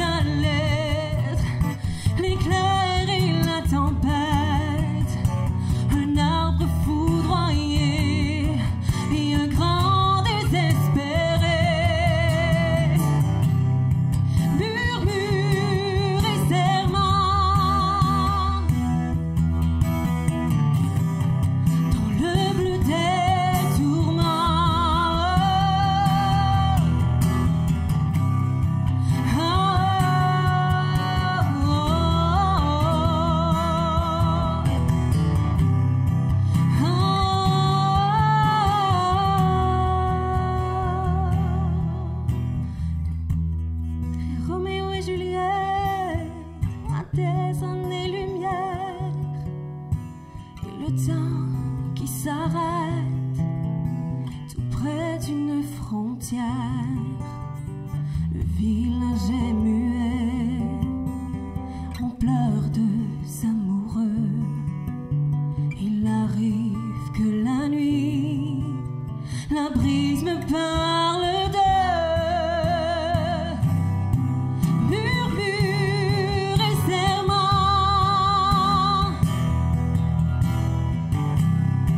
dans le bleu firmament.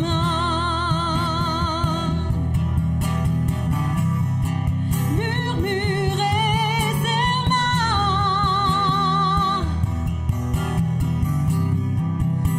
dans le bleu des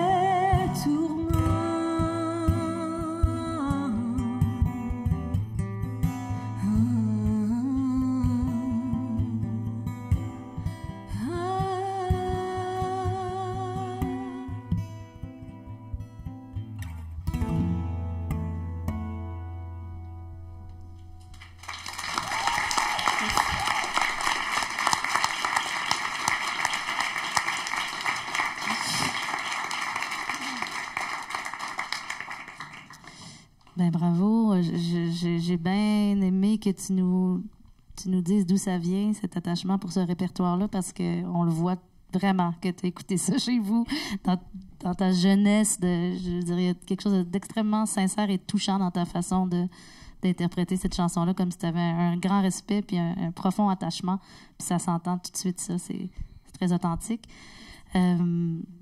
C'était beau. Moi, je suis toujours une fan de l'économie des effets. Je me demandais si le trémolo qui arrive directement aussitôt que l'attaque est faite, c'est-tu quelque chose qui peut se présenter d'une façon différente d'une phrase à l'autre? Est-ce qu'il faut que toujours, quand il y a une attaque, qu'il y ait tout de suite le vibrato qui parte? Encore une fois, je dirais, il y a des thèmes où c'est ça qui se passe, puis c'est de même.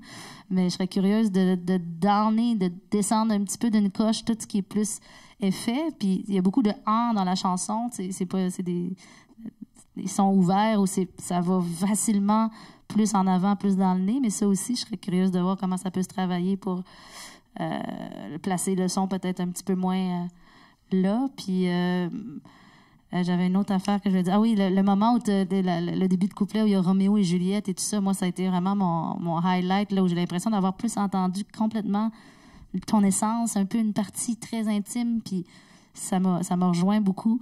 Les moments où c'était plus doux aussi. Je trouve que tu as un timbre qui est super chaleureux, puis je serais curieuse de voir comment tu peux l'explorer dans une forme un petit peu plus dénudée, encore plus proche de c'est quoi ton prénom encore? Sophie. De la Sophie.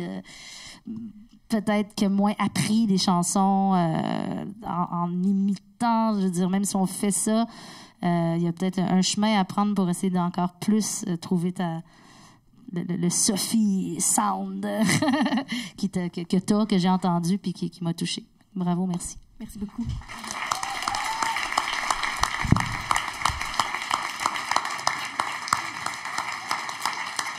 Alors, pour clore cette portion-là, on a Alex Grenier, un de nos rares gars en chant.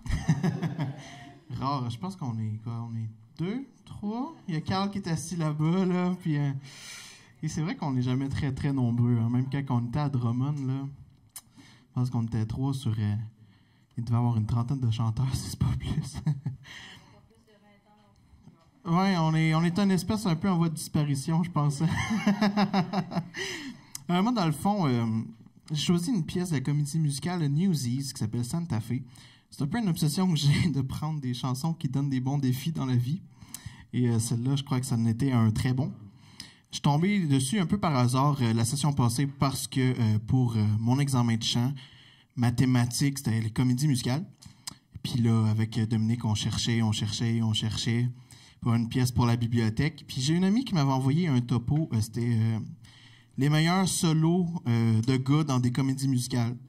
Parce que souvent, je cherchais, mais on tombe tout le temps sur des gros solos de femmes, mais c'est quand même assez rare de tomber sur des gros solos d'hommes. Donc, je suis tombé sur Newsies, que après, je suis allé écouter. S'il y en a qui sont curieux, ils l'ont au complet sur Netflix. Ils ont filmé le show à Broadway. Et c'est ça m'a un peu intrigué, puis j'ai bien aimé le défi. Donc, c'est ça, Santa Fe.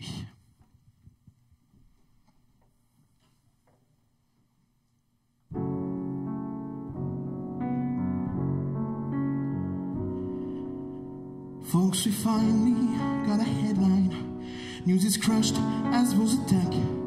Crunch is calling me down, the crips just too damn slow. Guys are fighting, bleeding, falling. Thanks to good old Captain Jack. Captain Jack just wants to close his eyes and go.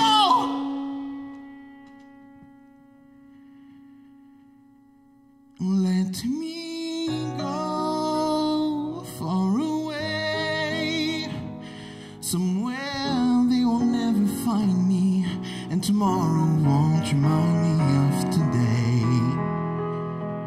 And the city is finally sleeping, and the moon looks old and gray.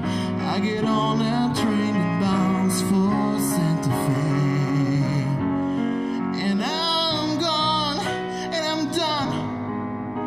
No more running, no more lying, no more fat old man denying me my pain. Just a moon so big and yellow, it turns night right into day. Dreams come true, yeah, they do, in Santa Fe. Where does it say you gotta live and die here? Where does it say a guy can't catch a break? Why should you only spend what you're giving? Why should they no giving? But they know no future, even at 17, breaking your back for someone else's sake. If the life don't seem to suit you, how about a change of scene? Far from the lousy headlines and the deadlines in between. Santa Fe, my old friend, I can spend my whole life dreaming, though I know that's all I seem inclined to do. I'm getting any younger, and I wanna start brand new. I need space and fresh air. Let them laugh in my face, I don't care. Save my place. I'll be there.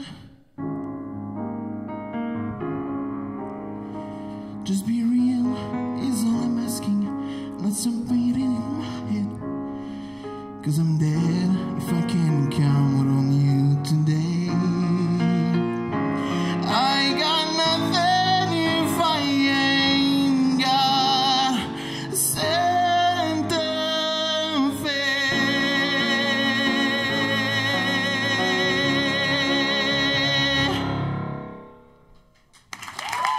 Merci.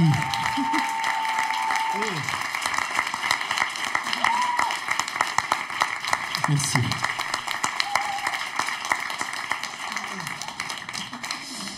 Il dit-tu Just be real is all I'm asking à un moment donné? Là? Tu l'as, là. Ce realness-là, c'est vraiment beau de voir à quel point tu prends la chanson à bras-le-corps, puis une grande force d'interprétation, parce qu'on dirait que à partir du moment où ça part, tu es au service vraiment du personnage ou de l'interprétation puis de la chanson, puis c'est super beau, ça nous captive.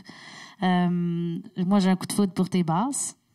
Cette chaleur, cette facilité super enrobante quand tu vas là, c'est vraiment large et superbe.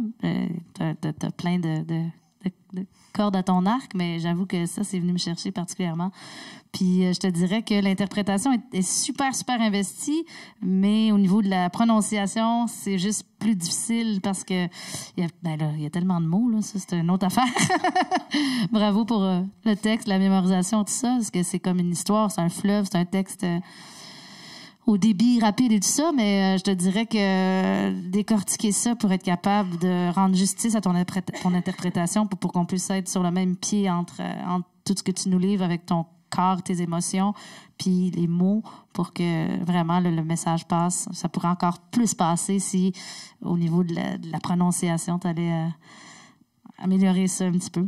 Mais c'est vrai que c'est une chanson à défi, puis tu l'as bien relevé. Puis j'en profite pour dire, je veux dire, il n'y a jamais de doute quand on voit quelqu'un qui se livre et qui se met au service de la musique et de la chanson. On le ressent, puis tu fais bien ça. Bravo. Ben, merci.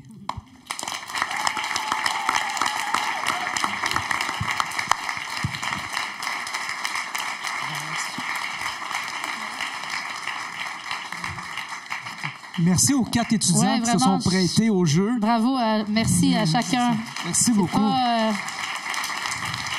Dans ma position aussi, c'est avec beaucoup d'humilité que je porte un regard sur votre prestation parce que c'est ça. J'ai pas fait une carrière non plus en enseignement du chant, puis je suis allée très tout de suite dans une des premières impressions, mais je vous trouve vraiment courageux, puis ça dénote d'une envie d'évoluer puis de progresser que de s'exposer comme ça.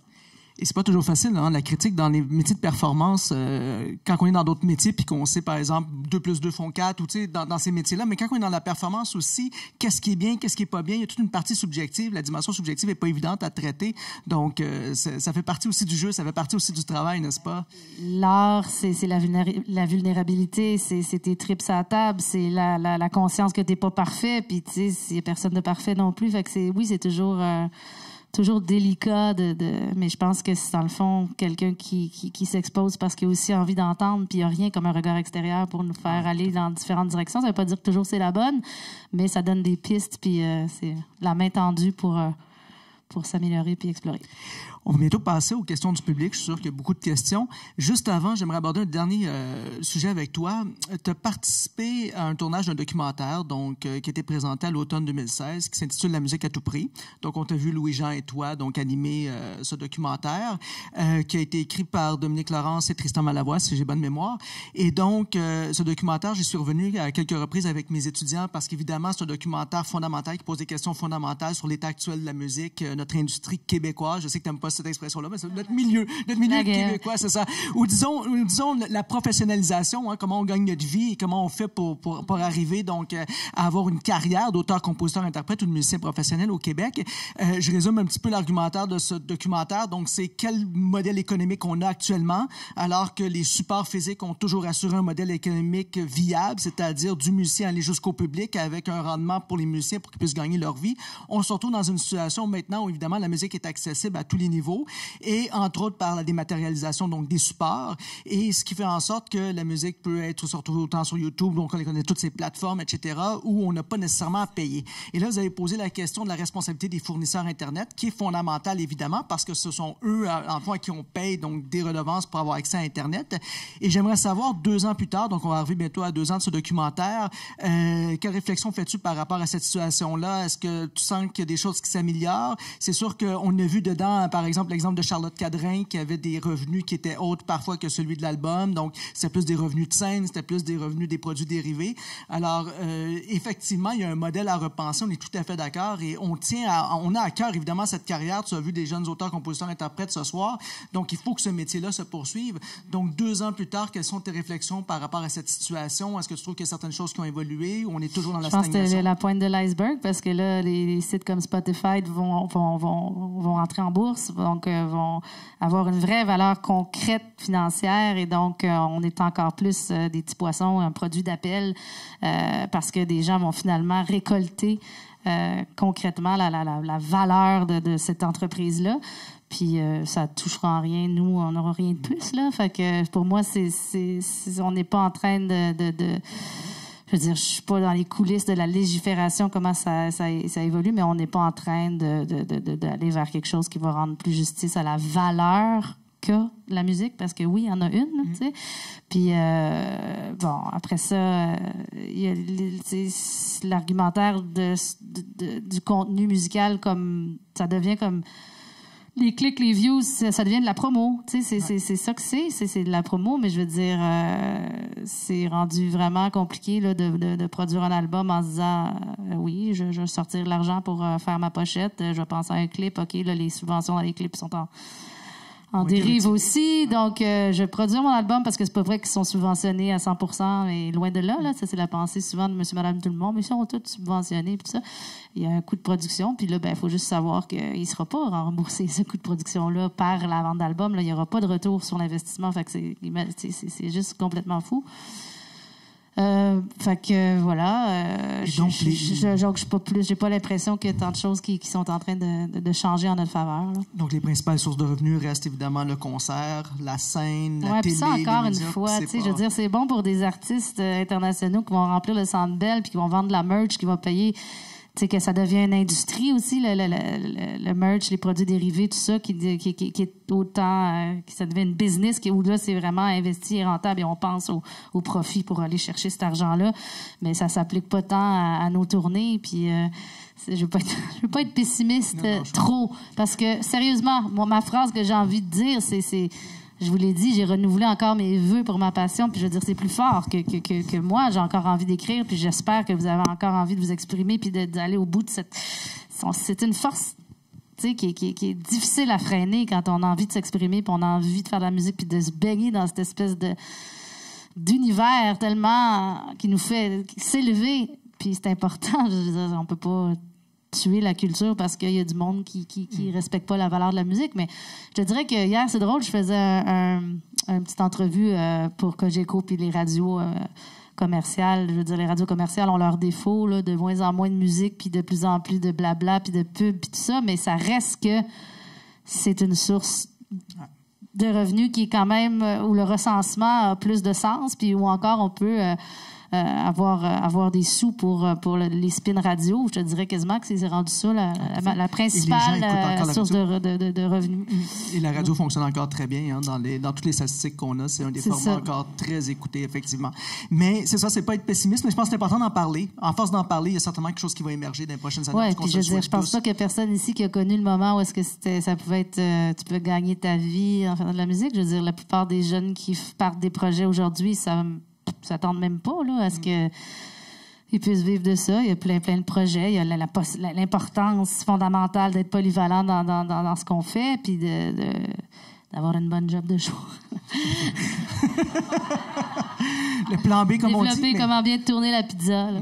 Mais le plan B peut des fois partir et puis céder la place aussi au plan A et on peut devenir auteur, compositeur, interprète à part entière, n'est-ce pas? On va prendre des questions du public. Donc, est-ce qu'il y aurait des gens dans la salle qui ont des questions? Juste pour la période de questions, pour qu'on puisse avoir un micro dans la salle. Donc, si tu veux peut-être prendre un micro, puis moi, je peux circuler, puis donner le micro. Donc, tu peux prendre celui-là ou celui des auteurs, compositeurs, interprètes que je chantais tout à l'heure. Donc, juste levez la main si vous avez une question, puis je vais venir vous porter le micro.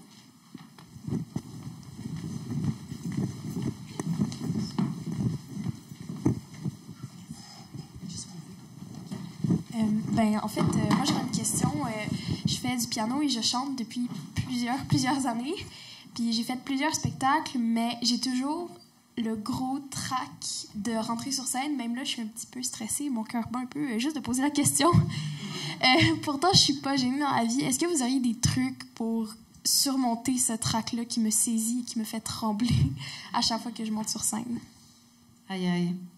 Je compatis tellement. Je veux dire, je peux m'imaginer à quel point ça peut être paralysant, puis qu'il y a un état où on voudrait pouvoir avoir le contrôle, puis on l'a pas. C'est ça, l'anxiété, puis le stress, puis le trac, c'est comme tellement dur de...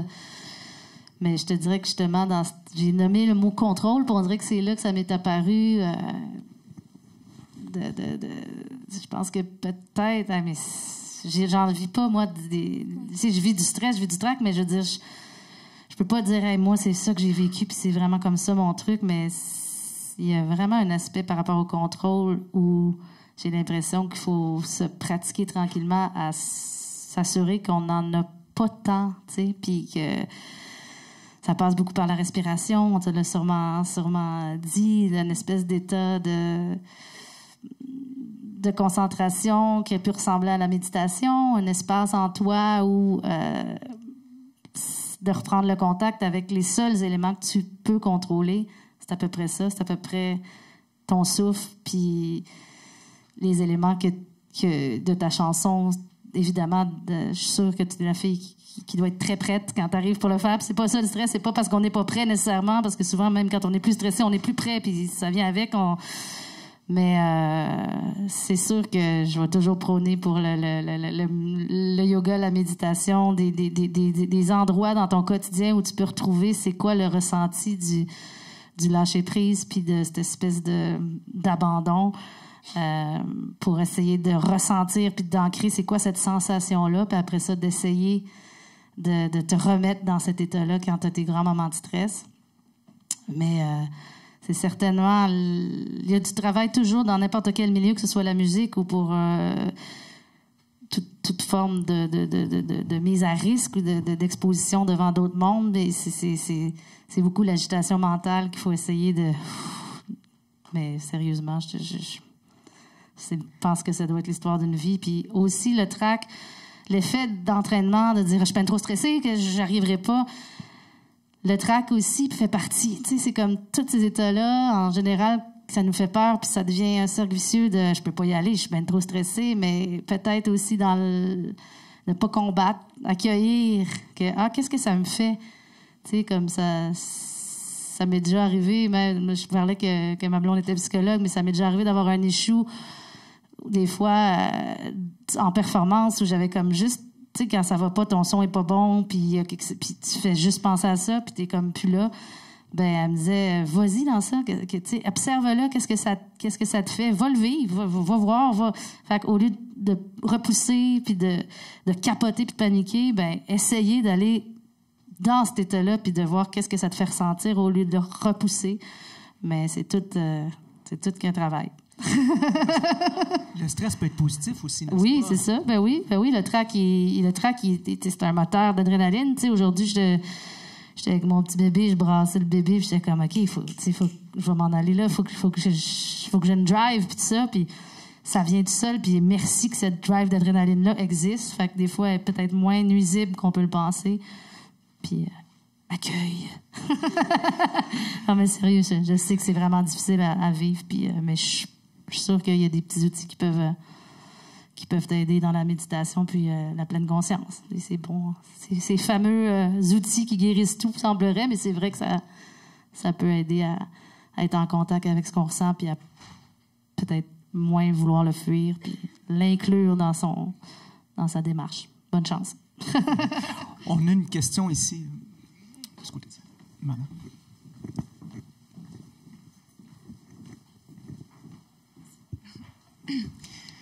Tantôt, tu parlais de ta période avec Daniel Bélanger, puis comme quoi c'était la plus belle période, mais je sais pas, quand tu as parlé de ça, je me suis tout de suite demandé c'était quoi la moins belle période de sa carrière. Puis j'aimerais te demander qu'est-ce que tu aurais aimé savoir à cette période-là, qu'aujourd'hui tu sais? Je te dirais que plus j'ai avancé dans le temps, plus j'ai développé une espèce de lâcher-prise, de sérénité, et j'étais moins dans... Moi, quand j'ai un côté bien performatif, je peux devenir un peu impatiente, très exigeante avec les autres, dans un esprit plus tourmenté, puis plus crispé dans ce que je fais. Fait que je te dirais que les moments que j'ai moins aimés, c'est quand j'étais dans ces états-là, souvent de grande fatigue, où j'avais beaucoup d'une énergie qui reste une énergie, puis qui te permet aussi des fois d'y arriver, mais qui était plus négative, qui était moins dans des rapports super fluides avec l'équipe. Fait que ça, je te dirais que c'est un peu des nuages gris dans certains moments de période de tournée ou d'album où j'étais moins dans l'ouverture, la communication claire, la confiance en soi aussi, pour dire, ben moi, je veux dire, je suis quand même... c'est moi là qui conduis ce bateau-là. Là. Je peux-tu me faire confiance, puis communiquer, puis pas être dans un état plus négatif. Fait que les moments les moins le fun, pour moi, c'est quand j'étais plus... épuisée, finalement, là, tu sais, épuisée de fin de tournée, de vie personnelle où ça devient trop, puis il faut que tu ailles sur le stage pareil, puis tu sais, il y a quand même des moments où t'es pas super en forme, puis il faut que tu y ailles, là. Puis, ouais, comme on dirait qu'avec le temps,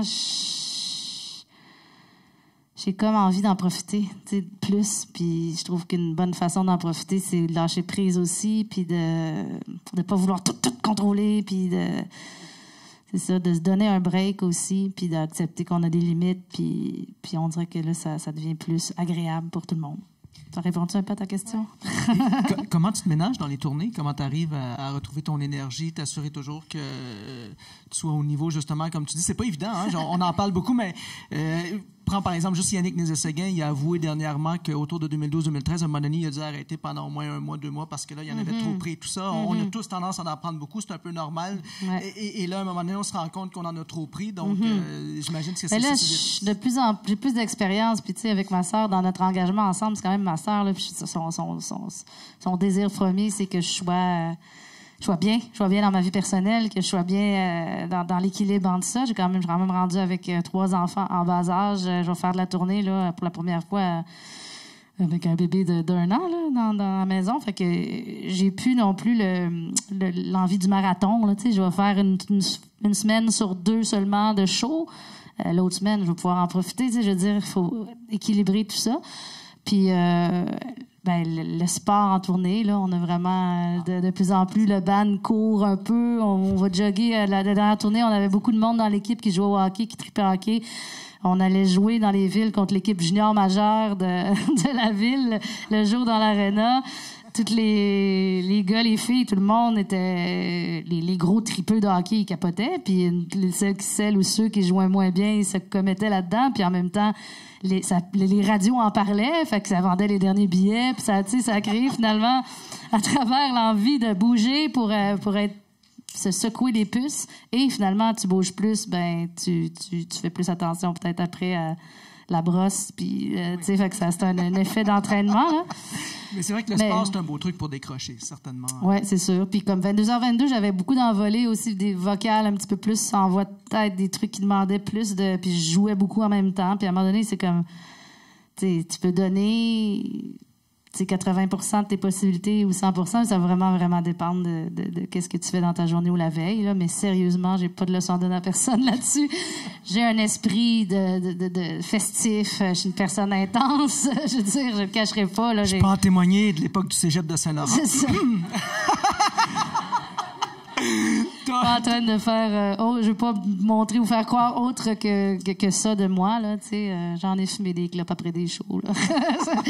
Mais puis maintenant. Donc, d'autres questions? Je pense que Joliane ici. Ah oui, ici, Rémi Israël. Salut.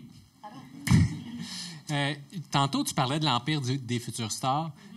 As-tu des suggestions, que ce soit le concours ou autre, pour les nouveaux auteurs, compositeurs, interprètes, pour se faire connaître? Peut-être un peu un parcours... Ça a changé, je trouve, un petit peu. Là. Moi, j'étais un peu plus vieux peut-être que les autres, là, mais à l'époque, j'essayais de jouer dans les bars.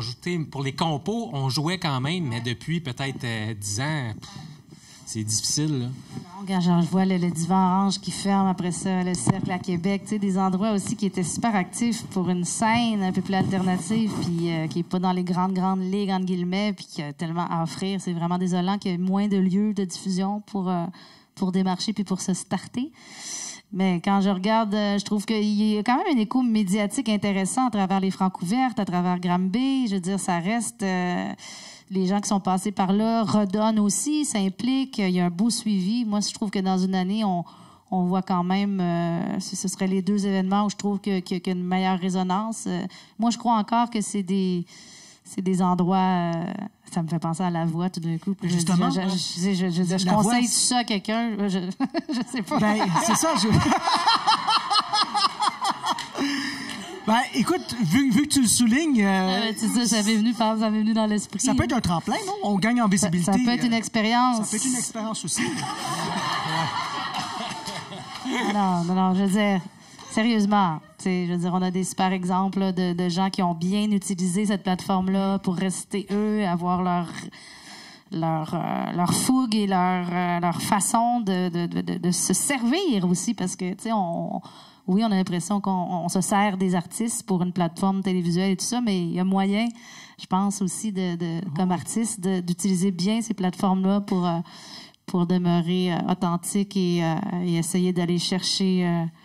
ce qu'il y a à chercher dans cette expérience-là. C'est juste, je dis ça, je veux pas bâcher contre la voix du tout, mais c'est sûr que c'est un show de télé, et c'est pas tout le temps de la musique. Puis j'en ai parlé à plein d'artistes, parce qu'on se côtoie quand on est coach, on les connaît, nos amis candidats, là. Puis à la lumière de tout ça, c'est sûr que autant moi comme coach, j'avais l'impression que j'aurais voulu coacher plus, tu sais, puis être plus là, puis être plus dans la musique. Puis mais faut pas oublier que oui, c'est un contenu musical, mais c'est un show de télé, fait que c'est ça. Tout à fait. Il y a une autre question de Juliane ici. Bonsoir. Ma question en est une double, en fait. On a parlé beaucoup du processus des compositions quand vous composez pour vous-même. Je me demandais si ça vous arrivait de composer pour d'autres, puis si le processus est le même. Et en même temps, on peut parler un peu des interprètes, en fait. Si vous pensez les gens qui composent pas, s'il y a encore de la place un peu pour ça au Québec ou si ça s'est effacé avec le temps, parce que moi-même, n'étant pas compositeur, auteur-compositeur, c'est bien le fun le corpo, mais des fois, on se demande s'il y a d'autres manières de faire de la musique, si on peut trouver des gens qui composent. Moi, je commencerai par ta dernière question. Puis oui, je pense que, tu sais, de plus en plus, la pluridisciplinarité dans les arts, ça existe. Puis il n'y a vraiment pas de mal à se dire, moi, j'adore la plume de ce poète ou de cet auteur-là. J'ai envie de faire un projet collaboratif où elle va avoir plus les outils des mots, puis on va travailler ensemble pour créer quelque chose. Ça peut même se rapprocher d'un travail d'auteur-compositeur. Tu sais, je pense à Marie-Pierre Arthur avec Gaëlle, qui est venue ici à l'université. Je veux dire, tu écoutes les albums de Marie-Pierre, tu peux penser que c'est elle qui écrit ses textes parce que elle en écrit une partie, là, puis ils travaillent vraiment ensemble, mais je veux dire, Gaëlle en écrit beaucoup avec elle, et donc elle est là pour aider Marie-Pierre à mettre les mots qu'elle ressent, puis il n'y a pas de mal à ça, puis c'est pas obligé d'être pour un contenu hyper grand public. Tu peux avoir quelque chose de niché puis de super poétique, mais en ayant collaboré avec quelqu'un. Fait que moi, je pense que la collaboration, puis j'essaie de l'appliquer pour moi-même aussi, de plus en plus, là, de mélanger tout, puis let's go, on essaie des affaires. Puis avant, c'était... Si vous composez pour d'autres personnes. Je le fais, je le fais à l'occasion, puis c'est pas pareil. Non, je trouve ça plus difficile, je trouve ça plus... insécurisant que de dire, OK, moi, j'ai toutes mes barèmes à moi, c'est à l'intérieur de moi, je m'en vais là, je tourne là, je fais ci, je fais ça. Tu sais, c'est quand même plus... c'est un chapeau un peu plus d'orfèvre sur mesure, puis c'est plus délicat, puis quand ça marche, c'est le fun. Des fois, ça marche pas, puis là, il faut pas se décourager parce que ça peut être c'est un peu blessant de voir que tu as écrit quelque chose puis que la personne l'a pas accueilli ou tout ça. Fait que je trouve ça plus difficile, mais j'aime ça. Puis j'aimerais ça le faire.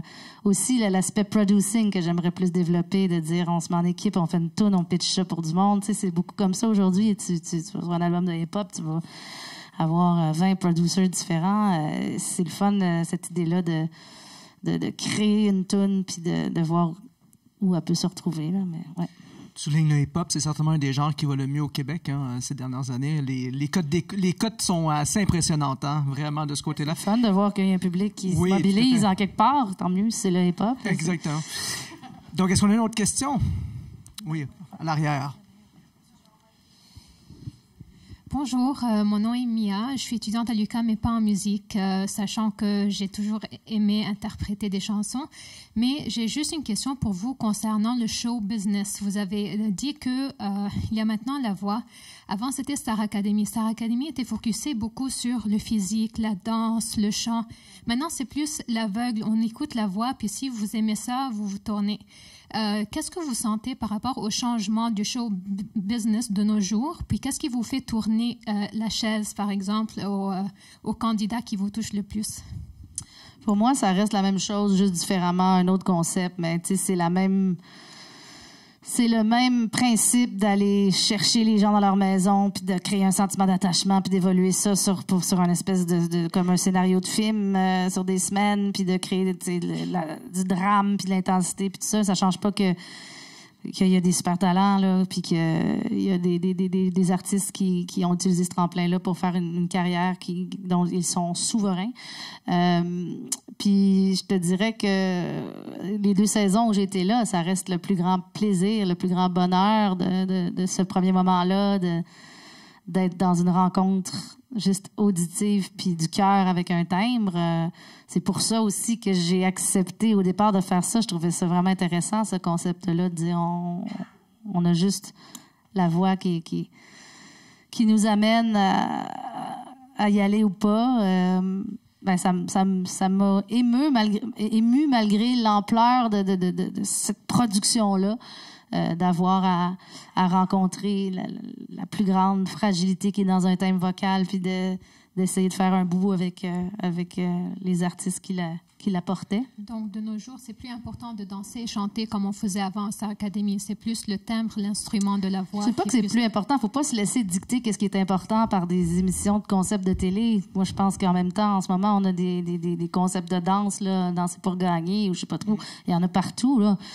Puis dans la rue, c'est là qu'on voit ce qui est important, là. C'est qui se mobilise comment. La danse est super active, toujours, et même plus que jamais. Fait que non, je pense qu'il faut avoir du recul par rapport à pas considérer que ce qui est important, c'est... Je sais que ça prend énormément de place et de part de marché, de code d'écoute, mais je dirais pas que c'est les concepts de télé qui nous disent qu'est-ce qui est important. L'important, c'est que l'art continue d'exister puis qu'on en fasse une place dans notre société plus grande que juste le pur divertissement. Marianne, t'avais pas l'impression qu'avec, par exemple, Star Academy, on mettait plus l'accent peut-être sur le côté auteur, compositeur, interprète. Il y avait des formations, il y a eu Michel Rivard, il y en a plusieurs qui ont donné autant des formations d'écriture et autres.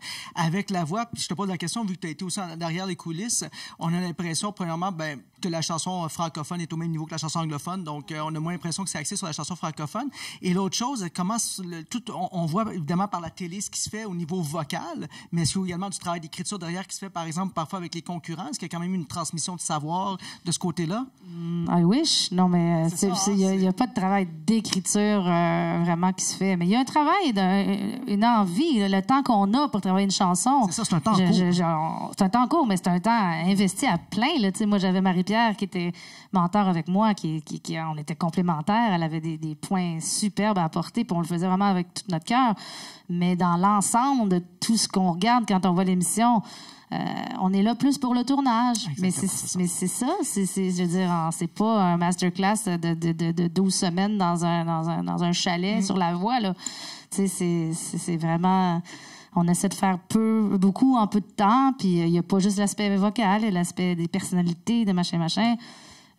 Mais il faudrait demander aux candidats, vocalement, avez-vous pogné de quoi? Y a-t-il quelque chose qui, j'aimerais ça le savoir. Mais dans les premières éditions, il y a quand même quelques-uns qui sont sortis, comme Charlotte Cadrin et d'autres aussi. Il y a quand même... C'est souvent ce qui arrive avec ces concours-là, c'est que dans les premières, on sent vraiment des auteurs, compositeurs, interprètes sortir peut-être un peu plus. Oui, mais il y en a à chaque... c'est Cardin, pas Cradin.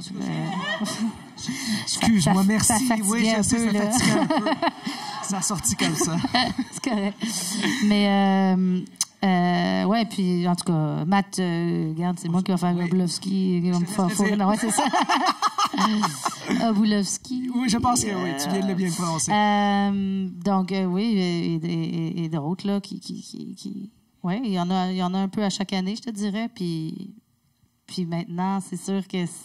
À un moment donné, j'étais dans un camion de tournée où, je sais pas trop, il y avait Rideau. Puis à Rideau, qui est un peu le regroupement de tous les diffuseurs où tu vas faire tes showcases pour ta tournée, il y avait autant d'ex-candidats de la voix que d'artistes qui n'ont pas passé par là. Fait que ça a vraiment changé. Ça a vraiment intégré l'industrie aussi après pour les tournées, pour le... C'est un bassin dans lequel on va chercher des artistes qui vont finalement faire leur petit bout de chemin dans l'industrie, là.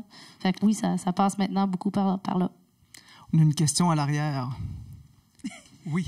La dernière fois que je t'ai vu, c'est dans le fond à l'OSM Pop. Et je voulais savoir, dans le fond, est-ce que ça t'a inspiré de faire d'autres projets dans ce genre-là? C'est quoi les différences beaucoup? Est-ce que est-ce que ça va sortir en album à un moment donné, cette performance-là? Ben, c'est la première fois que je chantais avec un orchestre, puis vraiment, ça donne la piqûre quand même, là. Il y a un aspect qui était moins le fun, c'est qu'au niveau des arrangements, t'as rien à dire, là. Tu sais, Simon Leclerc, il arrive avec son affaire, puis... C'est souvent comme ça. C'est ça. Ben, en même temps, je comprends, il y en a une tonne à faire, puis il y a eu des super beaux résultats, mais je me dis, si j'avais à refaire, j'aimerais ça, choisir vraiment tous les paramètres pour pouvoir créer quelque chose, vraiment, comme participer, on va encore tout faire, là, mais je me dis, tant qu'à ça, au niveau des arrangements, apprendre aussi, puis, mais c'est drôle parce que ça, c'était la première fois, puis après ça, j'ai rechanté des pièces d'un hommage à Cohen à la Basilique Notre-Dame, après ça, pour le 350 de Montréal, avec l'Orchestre métropolitain des Essais-Gains aussi. Comme dans la même année, il y a eu comme plein d'événements. Puis là, justement, avec Catherine Major aussi, je vais refaire un show avec l'OSQ.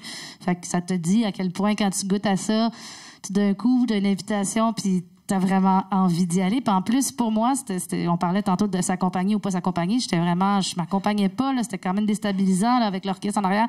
J'ai trouvé que ça m'a permis, au niveau de l'interprétation, de développer ou d'être attentive à des aspects auxquels j'avais moins porté attention en m'accompagnant tout le temps. Fait que c'est vraiment le fun. C'est vraiment une sensation physique qui soulève, puis il y a quelque chose au niveau du time, au niveau de la gestion dans l'espace, du décalage entre tel instrument qui est à l'autre bout, puis gérer ça, puis trouver ses assises à travers ça, c'est quand même un bon défi, puis j'ai bien aimé ça. On a le temps pour une dernière question. Eh, mon Dieu, OK, 2 questions. Posez-les en même temps, tout le monde, je vais essayer de répondre donc, en même temps. Donc, on va prendre madame qui est ici. Ah, il y a déjà 2 questions. Mon Dieu. Écoute, on va peut-être un petit peu défoncer. C'est le fun, c'est le bout le plus fun. Voilà. Ben moi, en fait, a priori, j'ai une formation de choriste de 11 ans. Dans les Petits Chanteurs de Laval, on a fait la Saint-Jean ensemble l'été passé. Miami. Oui, exact. Puis j'ai mon premier spectacle solo bientôt pour ma première place des arts. Ouais. Mais j'ai toujours eu quand même la piqûre, tu sais, pour le chant choral ou pour être choriste puis tout ça, parce que, bon, l'ayant vécu, ça donne la piqûre, veut pas. Puis moi, c'est plus une question côté contact, parce que c'est sûr que je suis rentrée au cégep en musique avec ma jolie gang ici, puis c'est toute la question de, tu sais, il y en a qui ont plus de contact que d'autres, puis tu sais, moi, je veux dire, en toute honnêteté, toute sincérité, j'ai rien comme contact, là, à part, tu sais, de prochainement. Puis comment est-ce qu'on peut arriver, justement, tu sais, comme toi, t'es arrivé avec Daniel Bélanger, t'avais Marc Derry, mais est-ce que sinon, c'est comme possible, ça peut sembler un peu niaiseux comme question, mais tu sais, à part participer à plein de concours, puis justement, tu sais, se faire voir, veut pas, ça t'est proposé, mais est-ce qu'il y aurait peut-être une autre manière? Ouais, ben je pense pas que je suis allée dans l'ordre de dire je vais me faire des contacts, puis après ça, je vais faire de la musique. Tu sais, ça part de la musique. Je me dis, ton projet qui te tient à cœur, tu le bâtis, puis tu t'attardes à créer une espèce d'identité. Ça passe beaucoup maintenant par une identité visuelle autour de ça. C'est les réseaux sociaux, toute cette patente-là de créer un following, mais c'est comme partir une petite PME, vraiment, c'est rendu ça. Puis je pense que t'auras beau avoir le meilleur contact, si t'as rien à offrir, ça va t'amener nulle part. Fait que il y a pas vraiment comme dans tout dans la vie, de solutions magiques. Il faut que tu sois mu d'un projet artistique qui t'allume, puis pour lequel t'es prête à vraiment pousser des portes, puis que là, il va y avoir un retour sur l'investissement. Mais sinon, je sais pas, je suis jamais partie dans un bar voir un choix en me disant « soir, il faut que je me fasse des contacts » non plus. Tu sais, c'était comme toute une période où d'aller voir beaucoup de shows, finalement de rencontrer une espèce de, comme tu parles de ta famille de cégep, ça peut être finalement la gang du Divan Orange, je dis ça de même, là, mais tu sais, c'est des réseaux qui se créent dans les petits shows que tu vas voir, puis j'ai pas vraiment d'autres solutions. Même si je voulais me faire des contacts, aujourd'hui, je saurais même pas qui aller voir. Je sais même, tu sais, je veux dire, c'est... Puis les labels, maintenant, ils vont pas signer quelqu'un qui va aller donner leur démo. Ils vont aller chercher des gens qui ont déjà fait la job, tu sais, qui ont déjà bâti leur identité, ils vont checker le nombre de followers, ils vont checker qu'est-ce que ça fait comme réaction, le nombre de clics, tout ça. Fait que c'est vraiment... faut que tu partes puis que tu montes ton affaire pas mal tout seul avec tes amis, je dirais. On avait également une deuxième question.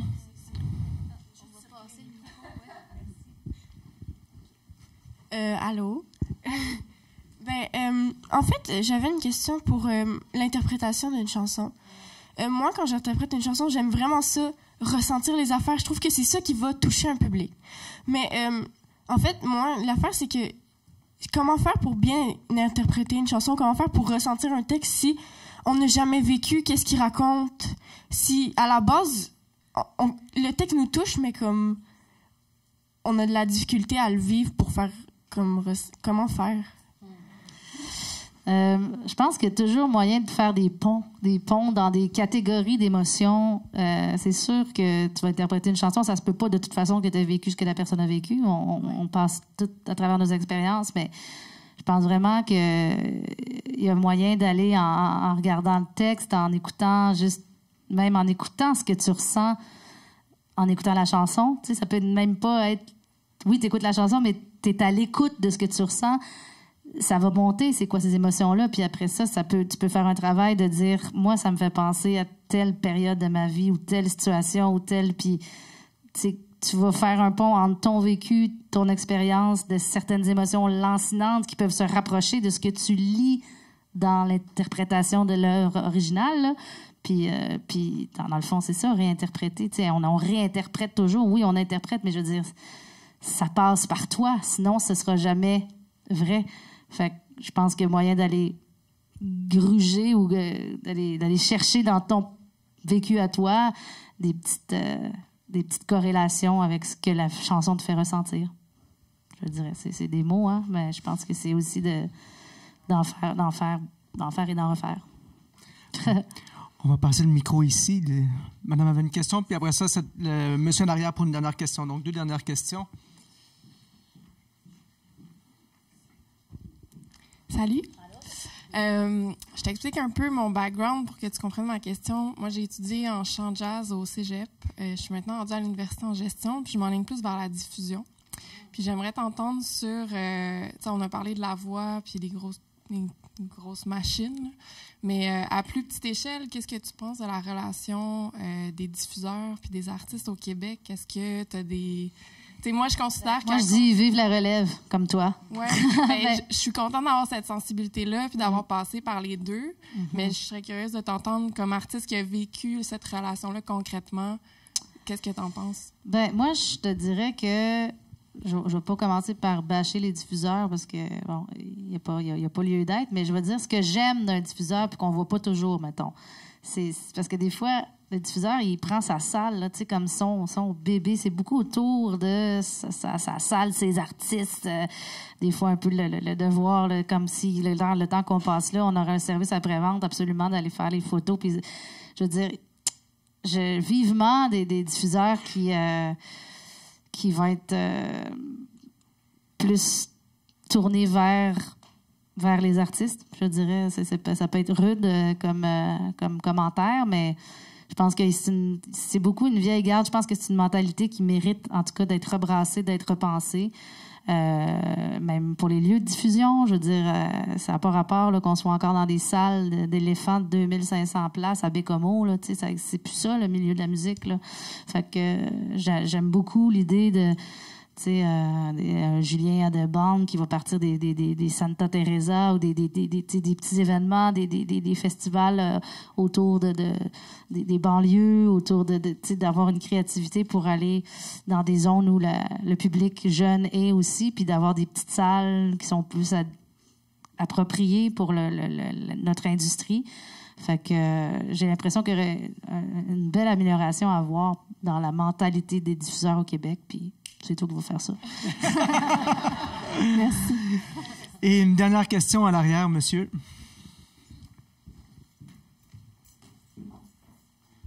Allô? Je fais de la musique électropop. Puis je pensais à toi il y a un mois, je ne savais même pas que j'allais venir ici. Ce que j'aime beaucoup avec Facebook, c'est qu'on peut avoir le contact direct avec plusieurs artistes et avoir des feedbacks directs. C'est vraiment, vraiment écœurant. Est-ce que ça serait possible de t'envoyer du stock et avoir ton feedback? Ben oui, demander comme ça. C'est encore plus direct que Facebook. S'il vous plaît. Ben oui, avec plaisir. Est-ce que tu fais ça comme à travers ta gérante ou parce que tu dois être beaucoup sollicité, je sais bien. Oui, mais je vais te donner le mail de Stéphanie, puis c'est sûr que j'oublierai pas que tu m'as demandé ça en personne. Devant tout le monde en personne. Fait que non, avec plaisir, je veux dire, j'écouterais peut-être pas une trilogie d'albums avec des commentaires pour chaque pièce, mais en gros, comme on a fait aujourd'hui, ça me ferait plaisir de... C'est aussi dans la démarche de la raison pour laquelle on est ici aujourd'hui. C'est quoi ton projet ou ton nom? Je m'appelle Sébastien Couture. Le projet, c'est Par le feu. Par le feu. Okay. On n'oubliera pas ça. Merci. Ariane, en mon nom personnel, au nom de mes collègues ici présents, au nom de notre université, du département de musique, on tient beaucoup à te remercier pour ce premier événement prestige que tu as inauguré de façon magistrale. Merci beaucoup. C'est très apprécié. Merci.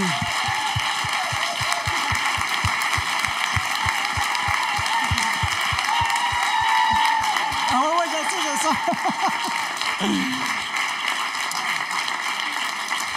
Merci.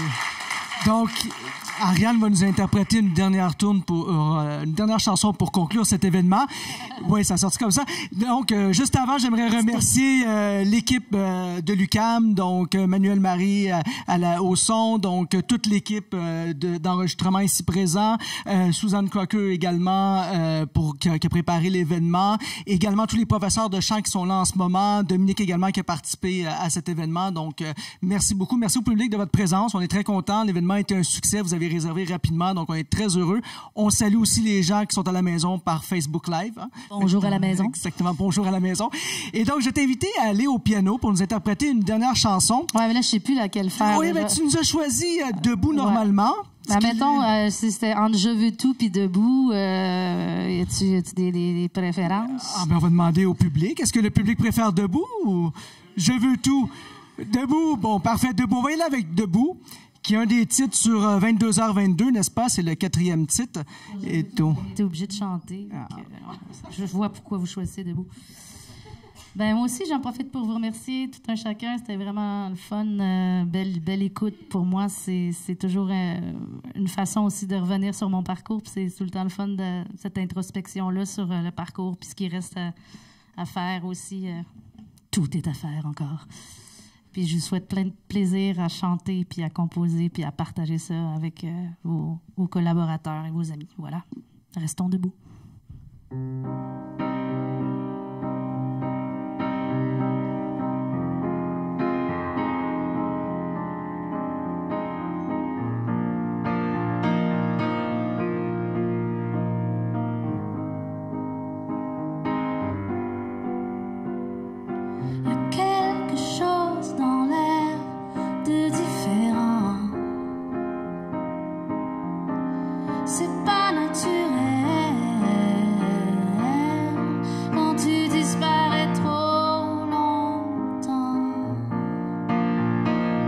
Ça manque de sens, j'en perds ma chance, mon cœur est en carence.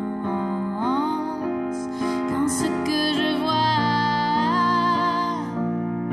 tu n'es pas là pour le partager avec moi. Certains crieront au manque d'indépendance, ce n'est pas du tout ce que j'en pense. C'est bien au-delà des âges.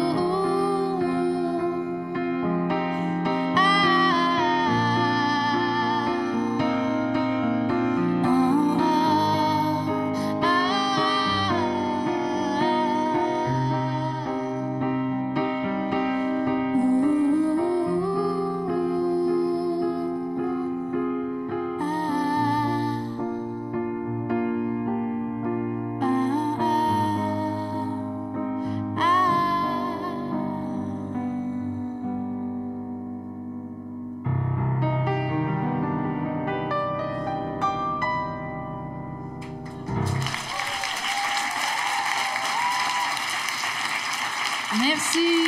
Longue vie à la série Prestige.